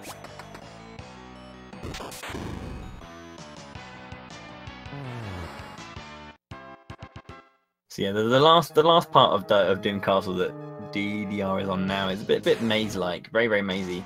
There's a bunch of twists and turns. You can skip, I think, or you can skip one encounter here by just using the geography on the map, just kind of like skip to the right and just take out an entire fight. Where you'd think you'd have to walk up the stairs and complete the motion to go up, you can actually just kind of get out of the way. Yeah, there's a bunch of Cerberuses here. There's a bunch of Thanatoses as well. So there's plenty of stuff that can kind of like just take out a character in one go if you don't get the turns you want. So this is a lot about hopefully rolling well in terms of the timing of your attacks with that sword, and hopefully avoiding some nasty status effects, especially because as someDDRnoob has decided to skip the Aegis Shield, there will be some status effects that he is very prone to, as we've discussed before. TiefBlau probably won't suffer that much from it, but if, you know, they decide to doom, I mean, there's no defense for that. You just, okay, do it twice. I mean, that just seems to be how someDDRnoob's run has been typified throughout this race tonight. It's just, you know what, sometimes you need to take a nap. So, just take a nap. Just chill out. Thanks for that, Cerberus. Very nice of you. As TiefBlau is enjoying the boon that is the multiple strike first in Doom Castle Floor 2. Riku has finally made it out of his bird fight. Netara still working her way through it. She had to reset again, potentially? I feel like I've been looking at this bird at first phase for a while now. I think maybe there was another potential auto Kaylee misfire. I'm not sure. I missed the exact turn that it happened on. But... okay, so DDR here going to get one more fight, and then you may have seen the little green pudding that was the Cerberus's up on the top right of DDR's screen. You'll see just as we finish this fight. That fight can be skipped, as you will see momentarily. Rikuplayer getting the Rainbow Bridge and gonna go grab Captain Max Cap and make his way to the boat. Make his way to Doom Castle. So here on the top right hand side, of course you want to heal first, ideally. Underneath the little way here, and then up, and then just instead of going all the way around, you just skip to the right there. I think stairs count as being on the bottom floor and the top floor simultaneously, and so you can path to the top floor area from that step and just avoid the fight, not have to take it. Very handy. Which now leaves him with 2 fights left before Jerkbird 2. I didn't even see his twin head wyvern fight. It went pretty normally. He didn't have any issues with Phoebe going down. I think Benjamin went down like once, but after that it was pretty straightforward for him. Paint me like one of your French birds. As TiefBlau makes the stone golem disappear, and then the Cerberus disappear. Sometimes Benjamin goes really fast, apparently. Does it? Alright, so TiefBlau, yeah, moving on to floor 3 of the of Doom Castle, the lava zone, and DDR just cleaning up. I believe that was the final fight of his area. It's time for Pazuzu round 2. His cousin Zyu, his big cousin Zyu. What did you do to my little cousin? Bring my mates and we'll fight you. Alright, calm down. This is a big on, it's a full-on street brawl now. We've brought a Chimera and a Thanatos to this fight. And Netara making her way through her own Pazuzu. Very, very nice. Yes, you want to open up with White and Arrow just to kind of clean out the two additions, the adds there on the side. And then from that point on, hope you don't get absolutely bodied. You don't. Oh wow! Well, that's a body. I mean, it is indicative of the second half of this race for someDDRnoob that would happen. But, I mean, he's still on pace to probably put together, as long as this fight goes according to plan at this point, at 2:02 or something like that, which would be a really good time. Depends how this fight will go. It can always change on the last turn with a cheeky little Doom Dance! Oh, okay, We're fine. Everything's fine. Nothing to see here. So auto, just in terms of defensive and curing, the AI is programmed to cure when a character hits under half HP. Now, Phoebe is just like joke strong with her magic, so she could literally share the heal and do heal all, and she'd heal herself maximum from whatever she's done. But her AI is programmed only to heal Doom Guns. Oh, miss! Is only programmed to heal one person if only and not both. Oh my! Was that a crit Lord. pile driver? That was a crit, yeah. Oh wow. Okay. We fine? Is this fine? Okay, that's arguably that's probably the best case scenario. Like even if he does hit that on Benjamin, like at least we're gonna live with BB. But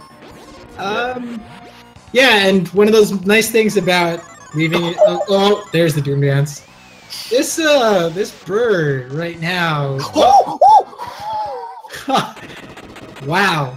From phase 2 to just dead. That's nice damage. Nice damage, Benjamin. So yeah, about using auto. What's great about your companions is that they're not locked into their action when they're auto until they take their action. Yeah. So it turns out that if Phoebe sees you fall to the floor, she'll decide to cast life on you. And if she does it fast enough, you might still have your turn to cast whatever you want to cast, or seed or whatnot. So that's why you'll see a lot of the runners maybe in those fights where they're not looking for your like Kaylee or Phoebe to do damage, to leave their companion in auto so that they can proactively defend themselves against major damaging skills and whatnot. So DDR now onto the final fight at level 22, and this will be a simple thing of cure defend, cure defend on the Dark King. For some reason, the King's not a fan of health. He doesn't really like it, so you cure him and it does 23,000 damage. And then the second turn you cure with Kaylee, which will bring Phoebe, bring him back 13,000, and then the follow-up cure will then deal another ton of damage to him. And then you finish off with another cure defend. So Kaylee and Phoebe will look after Benjamin, take the hit, and then that cure will finish it, and that will be time for him, which is a 201.32 RTA. But what's the SRL time? 201.33. He was sitting on hitting his done hammer in IRC. But a 201.33, which I think is the fastest time in the group stage so far. Because I had the fastest time at 203, but now he's beat that with this 201. And it could have been sub 2 if if the mummy wasn't a god, if he didn't get 7 sphinxes in his battlefield fight. Like that mummy was insane. This is a 201 on a floor 1 Pazuzu. So give up 4 minutes there too. Yeah, all the math suggests that he could have had, maybe a 154, 153 if, RNG decided to be a little bit more reasonable, but still a great time. Yeah. Very, very good. I mean, for a race time, that's really solid. So congratulations to him. He wins. DDR's won both of his games in his pool, so he'll be making it through to the bracket stage as first seed from his pool.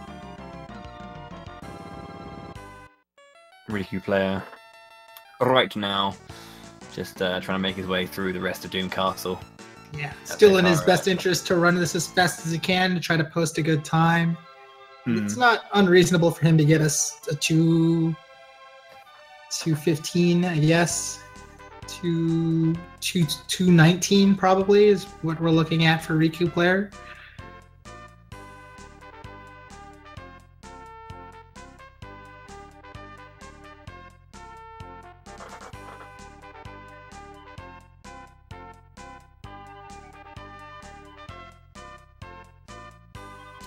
Okay, so they pick up of the armor there. The armor's actually not too bad to pick up if you're kind of...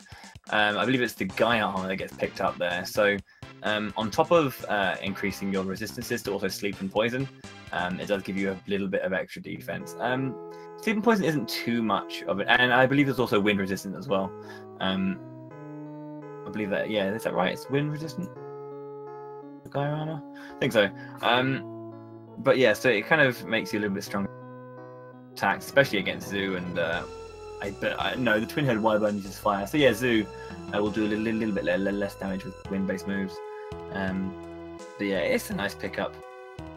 It's one of those ones that, as you get more and more confident, it's one of the ones that you will eventually drop out. But you know, it's completely because it's so close. There's no reason. Yeah, to not there's get it, really. very, very low reason. It's helpful for a lot of the fights when we start having to deal with the bosses proper instead of abusing exit. But it's definitely a pickup that we take and we use with great effect throughout the rest of the run. As Netara now getting ready to sail off to Doom Castle as all the other runners are making their way through their respective floors.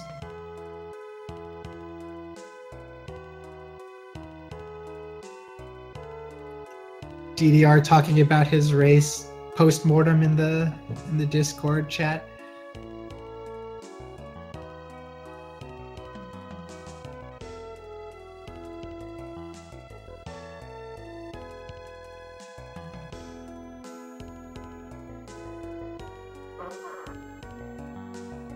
Yeah, if DDR wants to jump into the chat for his interview, I'm pretty sure he can if he wants.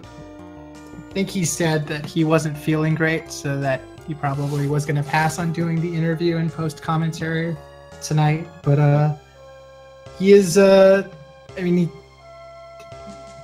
still a great run from him as. Oh, so apparently if you crit with it, okay, this is starting to get dicey for Rikuplayer. Even if you land the exit, I don't know if you survive 2 attacks to get flare. Okay, maybe if one of them is Doom and you... Nope, it didn't miss. Yeah, that's unfortunate.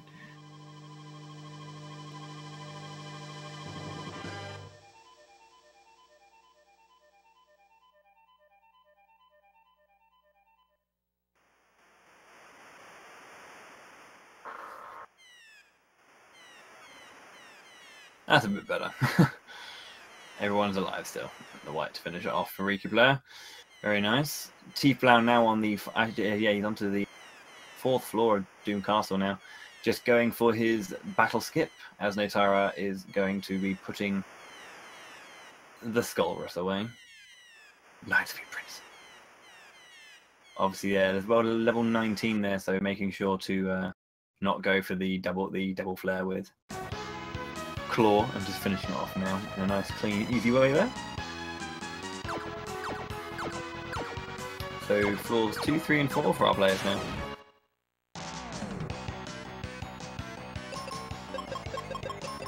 Is Tief gonna survive this turn to get Meteor off?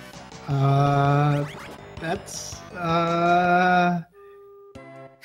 Oh, crit! Oh, what? 5 HP in a dream. It's fine. Nothing to see here. No! Oh no! He just decides to bail. That's probably the smart call to just bail there. Yeah.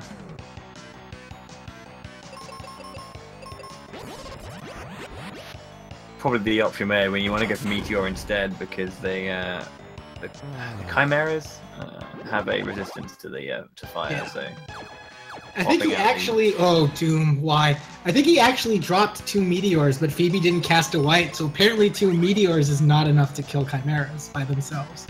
Nice. Nice.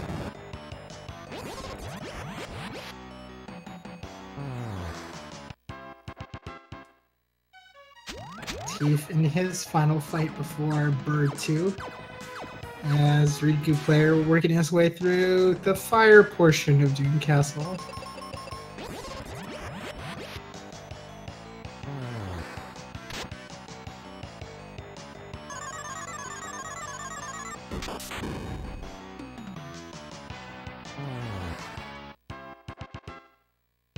Okay, and here we go. TiefBlau with his zoo fight now. Again, the white, and well, he's going to go for solo exit, and then what's going on here? Thunder. Okay, so yeah, Thunder. So exit Thunder. Yeah, any way to remove the 2 additional mobs is fine, and this is one way to do it. And now it's just you and us, dude. Freeze. 2-on-1, we got this. Don't say that, then he'll get excited and decide, oh, wait. You want 2-on-1? I can fix that, Doom Dance. Let me show you the dance of my people.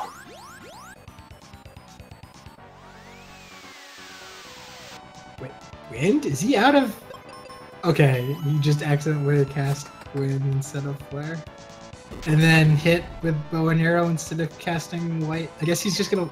Alright, now. As Riku goes down on his twin head wyvern fight. The wyverns. Get your wyverns going. Vegas wyvern. Is you just being a pain in the ass? Don't do this to us. Six shield? Sky attack? Doom Dance? Yeah, Doom Dance. It's okay actually because Phoebe hadn't gone yet, so this is going to be life into flare.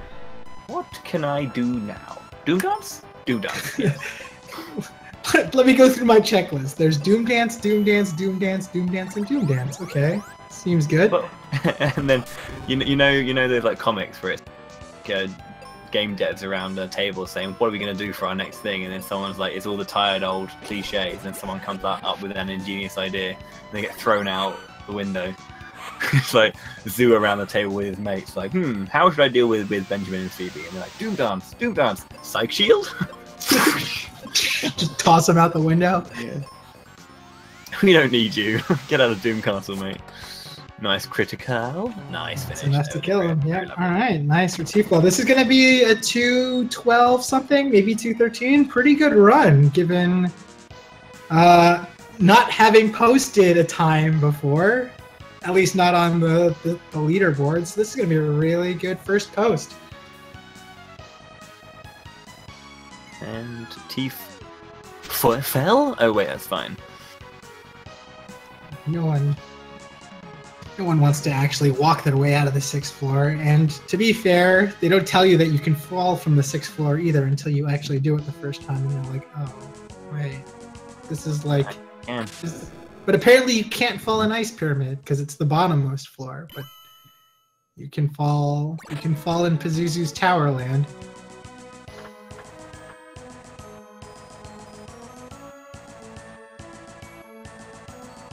They're missing, that's nice. That's another miss. That's good flair for Rikuplayer. Okay, so again, level 21. The strats are pretty much the same, so it's all good. Cure and defend. So again, Phoebe will take the first hit. There's only like one big thing really, and this is that can screw you up, and that's if you haven't picked up the Aegis shield, and then you have to deal with in the second turn when there's no defense going on from Phoebe, where if Benjamin gets paralyzed, and then you're like, well, great. Well, that slows everything down. It looks like he should be safe from here as long as he doesn't get the... Yeah, alright, that's fine. Quake Axe. As long as he doesn't miss. And tie. 2:12, 46. Very nice. Yeah. Official race time? Race time 2:12:51. So he did have a time posted on IRC, and he's beat that time by 22 minutes. That's how good this run was for him.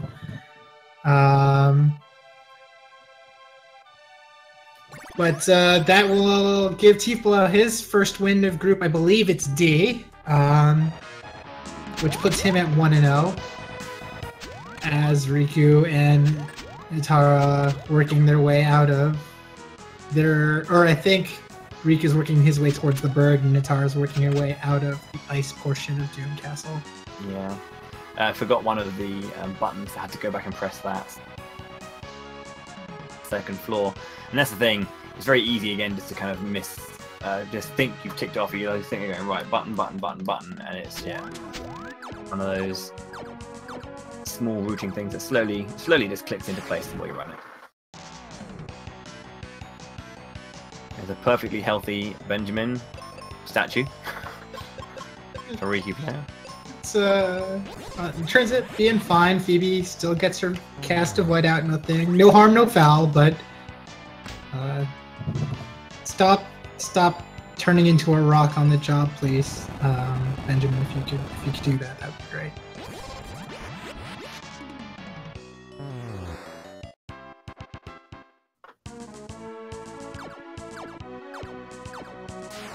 Ooh, okay, interesting.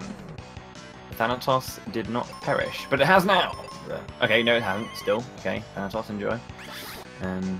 Okay, so 1, 2, 3, 4 fights, I believe, left for Rikuplayer until he gets to Zhu, as Netara is making her way through this 5th floor, 3rd portion, dark. Doom Castle. My words are slowly failing me. It's turning into a long night, but we're almost at the end here. Probably another 10 minutes for maybe 10-15 minutes for both runners, and we will see it to its natural conclusion, hopefully, unless the bird decides that it doesn't believe in storybook endings. What, are you having fun? No, sir, not around here. No. Of course not, sir. No, please just let me kill you. I just want to go on with my day, please. I don't believe. Like, Zhu's just waiting there. How should I kill you? Through interpretive dance. Please, no, sir. Not the dance. Not again. I don't want this. I've had enough. It's a very good dancer. It's like what face? He went to drama school. Oh my god. No, not the interpretive dancer. I've seen the interpretive dance. It's a beautiful dance, but please, that's enough. That's enough, sir. I respect the dance. Sad tree. Benjamin came to a very terrifying end. We don't even ask the question of how this dance kills you, do we? No, it's just, I don't know. Dance of Doom. It's somehow. I guess it's like dads dancing at a wedding, you know, and then, you know, they're like, oh, I'm gonna die. You actually become mortified by this bird dancing. You take your own life. You just sit there going, I've still got it, son. I've still got the moves. Like, Dad, please. It actually doesn't kill you. You take your own life. Goodness.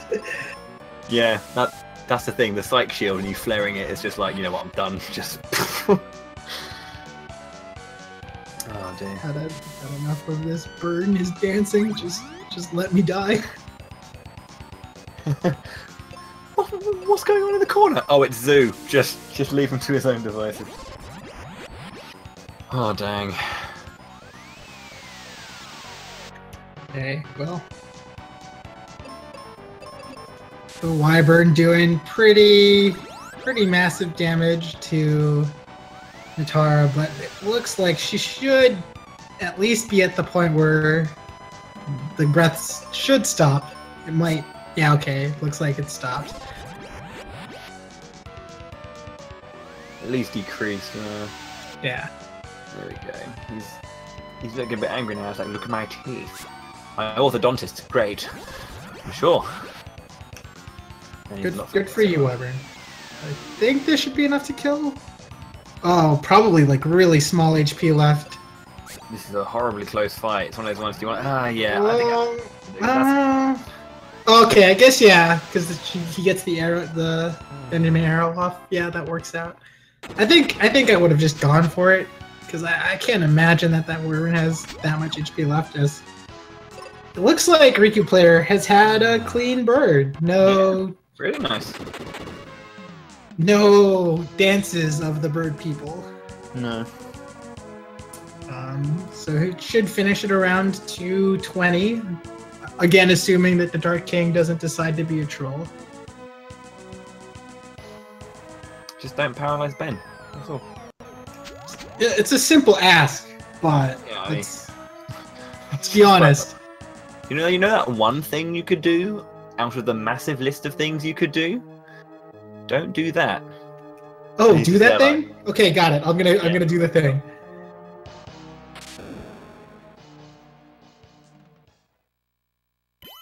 The real Dark King was that mummy on the bridge, to be honest. DDR is still thinking about that mummy. Actually, is TiefBlau around as well? Does maybe Tief want to jump in? We haven't had a... Let me see if he wants to jump in here. See, because we've yet to have a an actual interview with any of our racers today. Spark. Looks like we should. Oh, going for a heal on herself just to make sure. And then healing across, and that'll be the first round, I believe. Or is that second round? Who's first? Heal back. Oh, okay, I guess it didn't heal. And then... How amusing.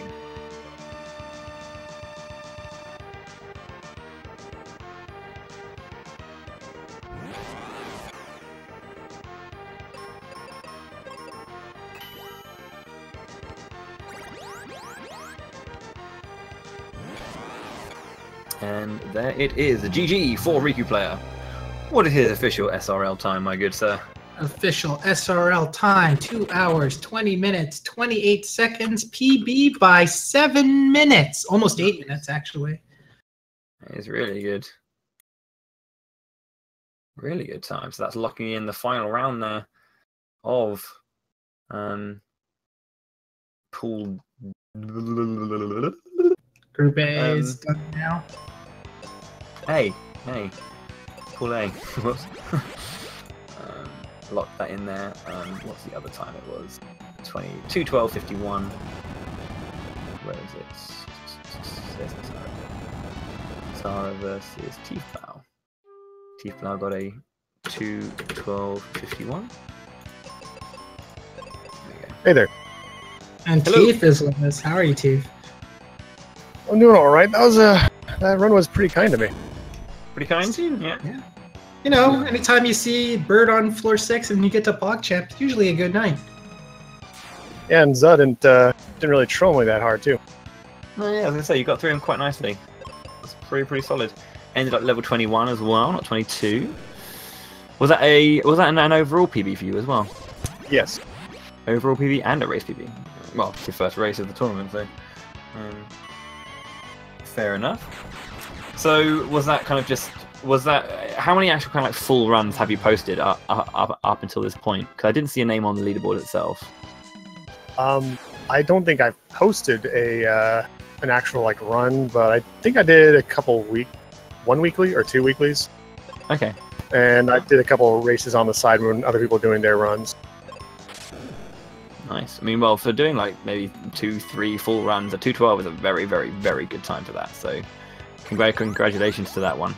That was your first run of the tournament as well, I believe. So, did win your first one. Got a few to get through, obviously, still to go. You've got to play Mark and I believe Ballroom, who are your other competitors. Have you got those scheduled out? No, because I'll be out of town like for a week coming up. I just want to get one out of the way. Because for each of the brackets, there's 4 people in each bracket, so you kind of have to have at least 3 matches in. Mm-hmm. And I was, Fiesel was very nice. He gave us basically 5 weeks to do all this in, but I pushed mine off at the beginning because I'm completely new to this. Before I even signed up, I had not run Mystic Quest whatsoever. Before the first weekly, Mikon, Mally, and I, we all just ran Mystic Quest, just staring at El Magus's FAQ. Took maybe like 4 or 5 hours to get through it, and did our weekly the day right after that. So I want to get some more time to kind of practice. Yeah, sure. Well, I mean, it's paid off really well. Nice first run there. So very solid showing. Is there any kind of part that gave you a lot of trouble? Well, I mean, the beginning parts, I feel like I'm starting to have pretty solid down, but after that, it's kind of when I get to about the tree area, it's kind of, I'm trying to figure out when is a good time when should I heal and seed up? When should I, do these menuing parts? And I kind of noticed when I looked at the DDR's side, he had some really impressive menuing, and just kind of experience with playing the game is going to help with my speed in going through battle menus as well. So a lot of this could be just experience, I think. Yeah, the thing with battle menus is that they generally tend to be on memory, so it's kind of keeping an eye on exactly where your last spell was, or where your last menu was. I think is kind of a good one. There was a lot of times a good number of times I lifed Ben instead of Manticore or Sphinx. And things like that. Because you hold down A, and instead of it going back to the Manticore, it decides no, heal the guy that's next to you, even if they don't need it.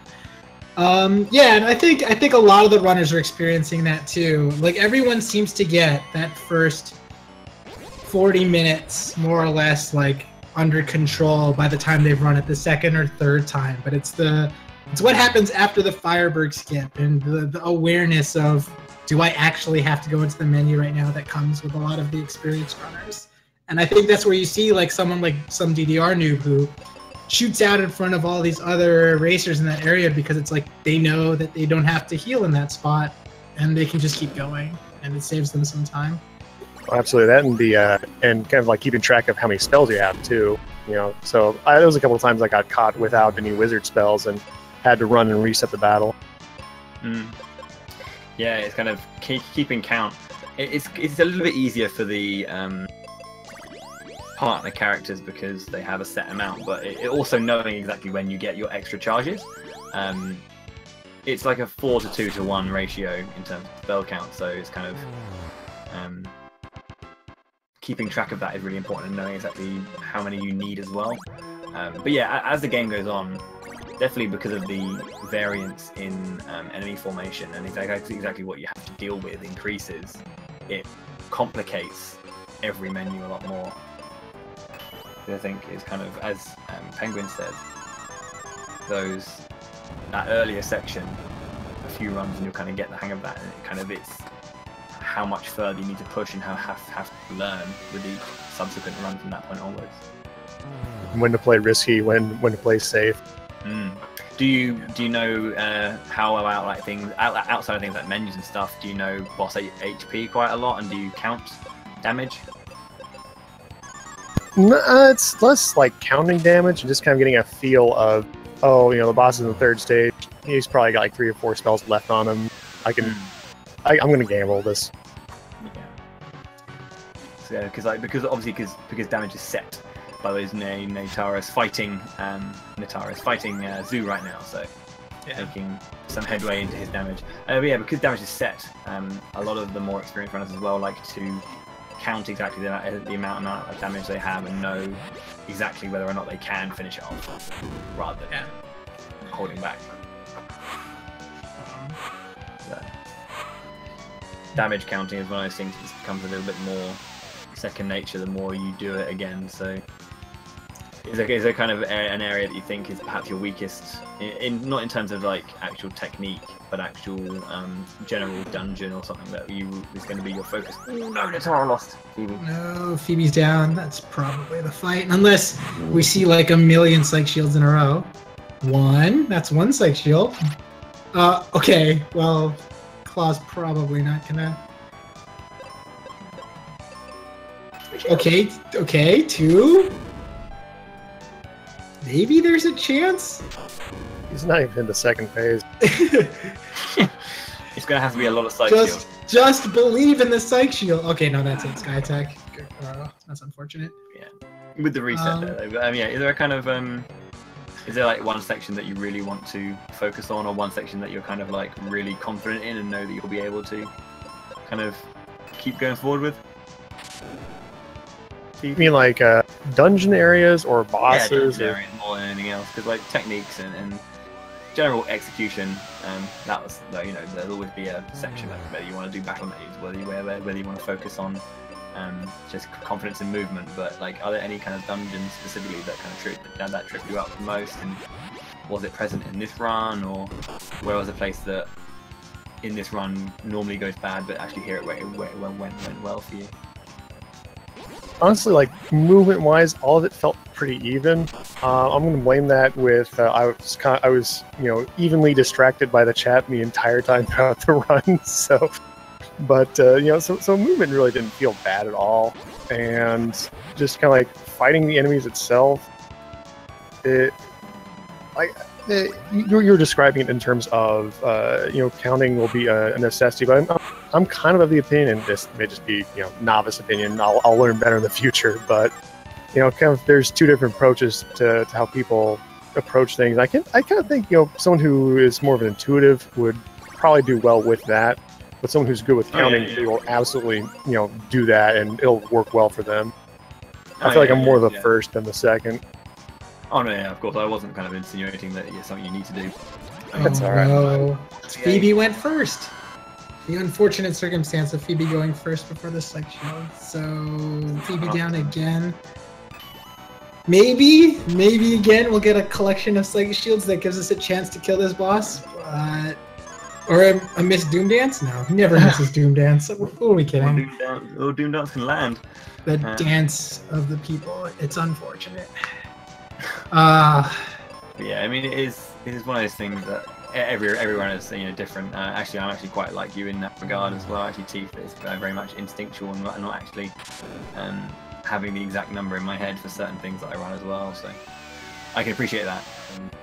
There's only so much I can keep in my head at one time. So exactly. There is a lot. This game has a surprisingly large amount of stuff to remember as well. The amount of different enemy formations. Was it actually? Did you find learning it was actually quite a challenge, or was it quite an easy one to learn for you? Well, because it's kind of like instinctual. Just by doing 4, 5, 6 runs, I started noticing the patterns of, these the chimeras are have a lot more HP than the others, and they need to be arrowed off singly, and just kind of like. So after looking at that formation FAQ a lot and just kind of religiously following it while I was playing the game, a couple runs ago I went away from it, and that has helped quite a bit.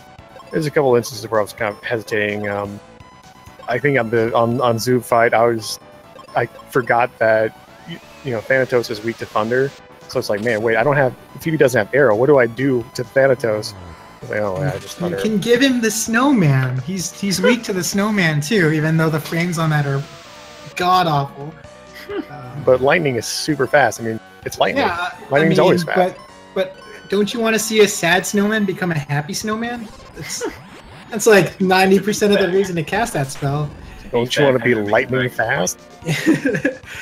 I mean, look, I'm playing devil's advocate here, Tief, alright? Obviously, we would cast... Oh my god, the dance of his people is so strong right now!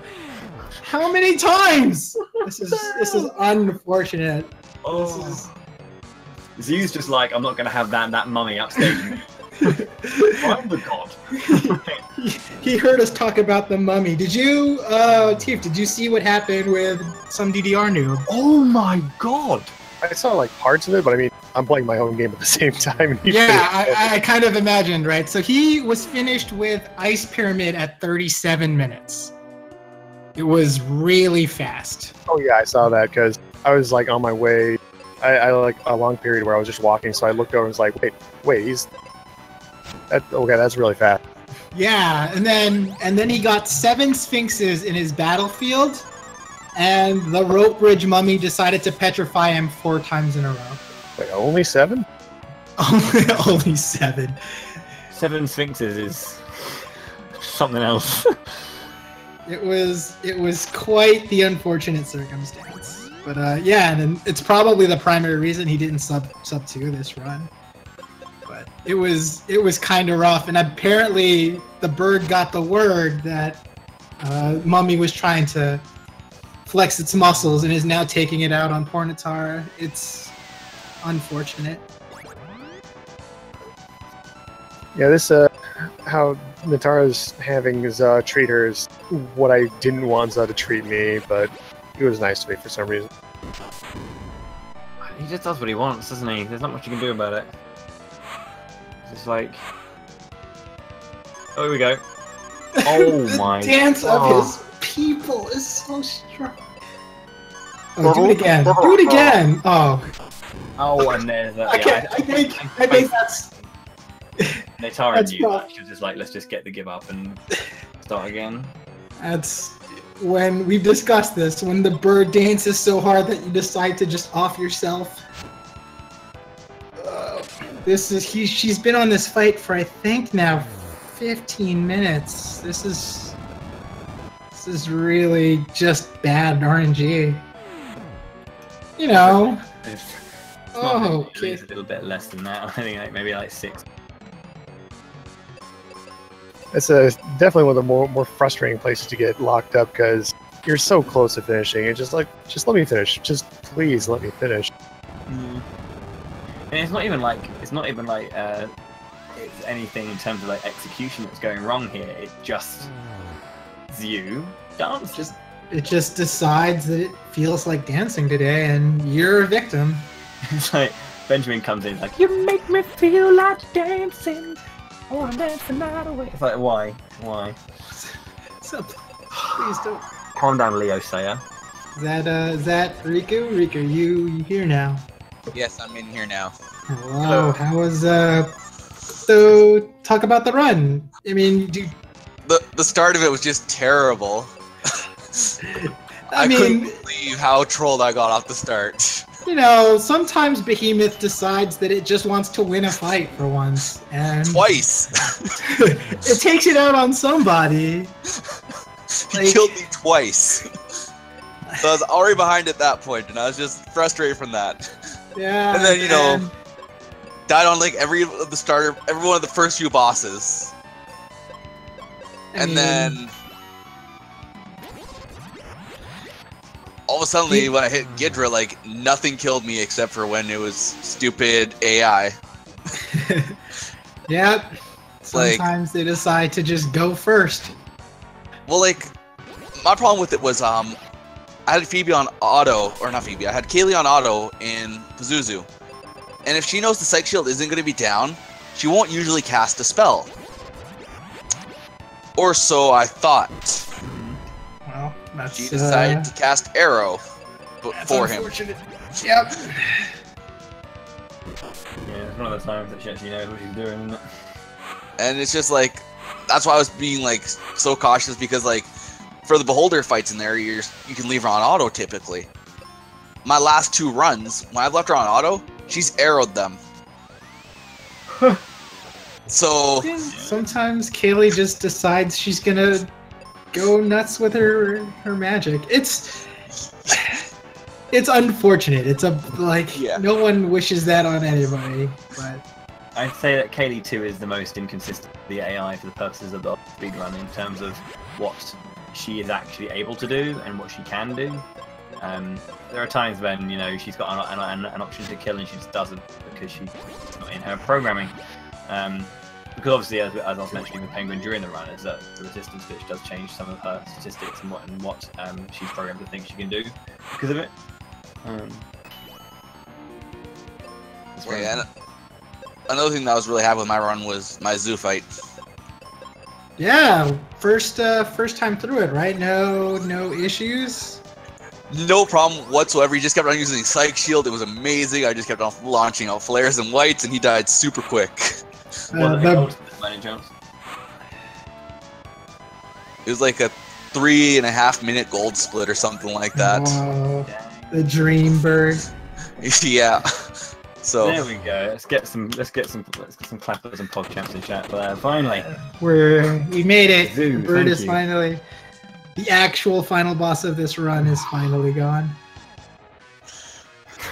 The Dark King is absolutely cacking his pants now. No, Zoo went down. I'm defenseless without Zoo. Also, with my Dark King, like Benjamin missing off the start there. I was so sad. You hope it never happens. You hope it never happens to you, but sometimes he decides. He just decides to miss every once in a while, and thankfully I knew how to back up for it. So.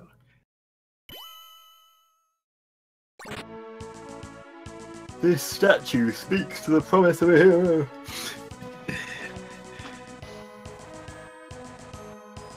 He did his job like 10 times. Okay, here we go. So level 21. Strats don't change between 21 and 22. Does this work with Claw? I think at 21. No, you have to change it. No, I don't think it works at 21 with... Yeah, 24 is too much, I think. You need to go bomb or sword or axe. There's the heal back. I believe at this point it would heal again, wouldn't it? Magic Claw up. Or it does like half the damage it should be doing. Oh, guys, what even was that bird? Oh, let's talk bird. Let's talk bird. Let's talk the fact that I was sub 230 until both of the birds. Though I will admit I made some dumb mistakes on some of those, but that was not all me. The bird will do what the bird decides to. Oh, he was. That's why after about 6 fights, I was just laughing. Let's I was talk like, bird. This is Mystic Quest. If you run this game, let's just talk the fact. It was.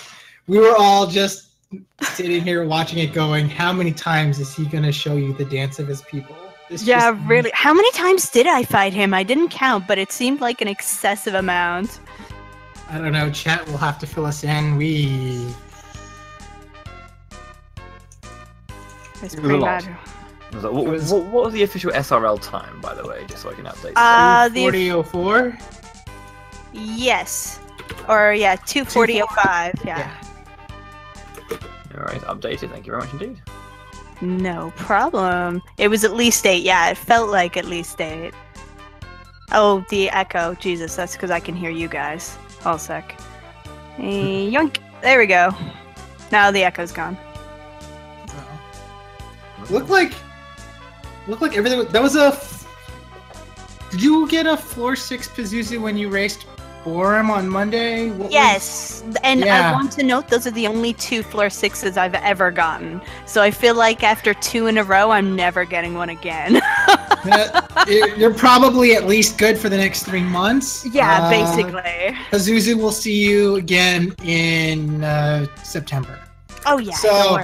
So just save the date, and hopefully in the future he'll make an appointment with you. But I do want to also note that I have, and I shouldn't note this because this is cursing me, but I've also not yet gotten floor 2. Oh, it happened. So you're welcome next race. Well,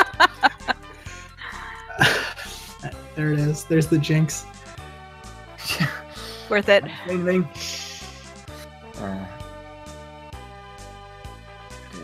I mean, but other than the 2 bird fights, I mean, like, talk us through the run. It didn't look like it was particularly bad up until both the birds decided to exact their vengeance on you. Yeah, I want to note that this was actually the first run that I didn't use any of the run notes. Like, I was still using the encounter guide, but I did not have to go and check my notes for any of the rest of it. So that was a really good run. And even without the floor 6, I felt like I was going to PB there. Like, I was just doing really well anyways, other than not just jerk birds, but this is much later than I'm usually awake. So stupid mistakes started happening. So, and that was on me. Yeah, you can get that sometimes. The later it gets, sometimes the concentration or the little thing. Oh yeah. No, it was. I mean, that's the thing. Like, apart from the things that happen, you could see that you know, much better kind of stuff. So it's one of those things that, you know, the more you do the run, the kind of it gets just starts. Absolutely. You know? And same with anything. And I see that, what was it, DDRnoob? We got a 201. That's amazing. A 201 with a floor 1. So there are lots of things. And DDR will talk about. He'll say this himself because he was talking about this in the Discord. He was on pace, I think, to be on the world record or close to it until he got the battlefield where he had 7 Sphinxes. Oh. And the mummy on the rope bridge decided he was going to cast Stone Gaze 4 times in that fight. Yeah, that sounds about right. And I think I had that battlefield last time I played, so... So, like, despite all of that, and a floor 1 Pazuzu to post a 201 is a ridiculously good time. An amazing time. It's a very, very daunting time that most people can't even beat that time with a floor 6. That's how good that time was. Yeah, no, for sure. And he didn't fall off the tree this time? You can fall off the tree? What? Yes, that's a thing that can happen. That's awesome. I'm sure I will find that out for myself somewhere.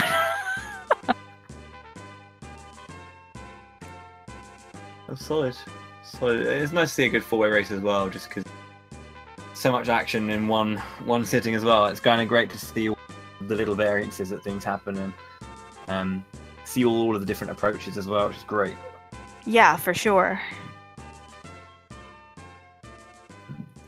But I think, do we have any final thoughts or anything before we end up the races for the day? Not me. I think we're good.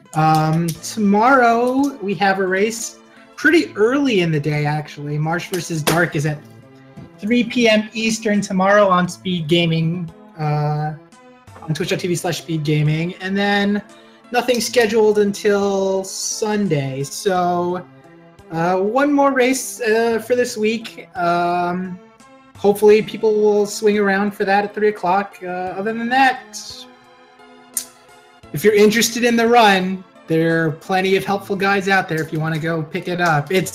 We joke, but we joke because we love this game. It's so true. Even as random as it decides to be, we enjoy the game very much. So if you're interested in picking it up and playing it, we run Mystic Mondays every week. And everyone's super helpful.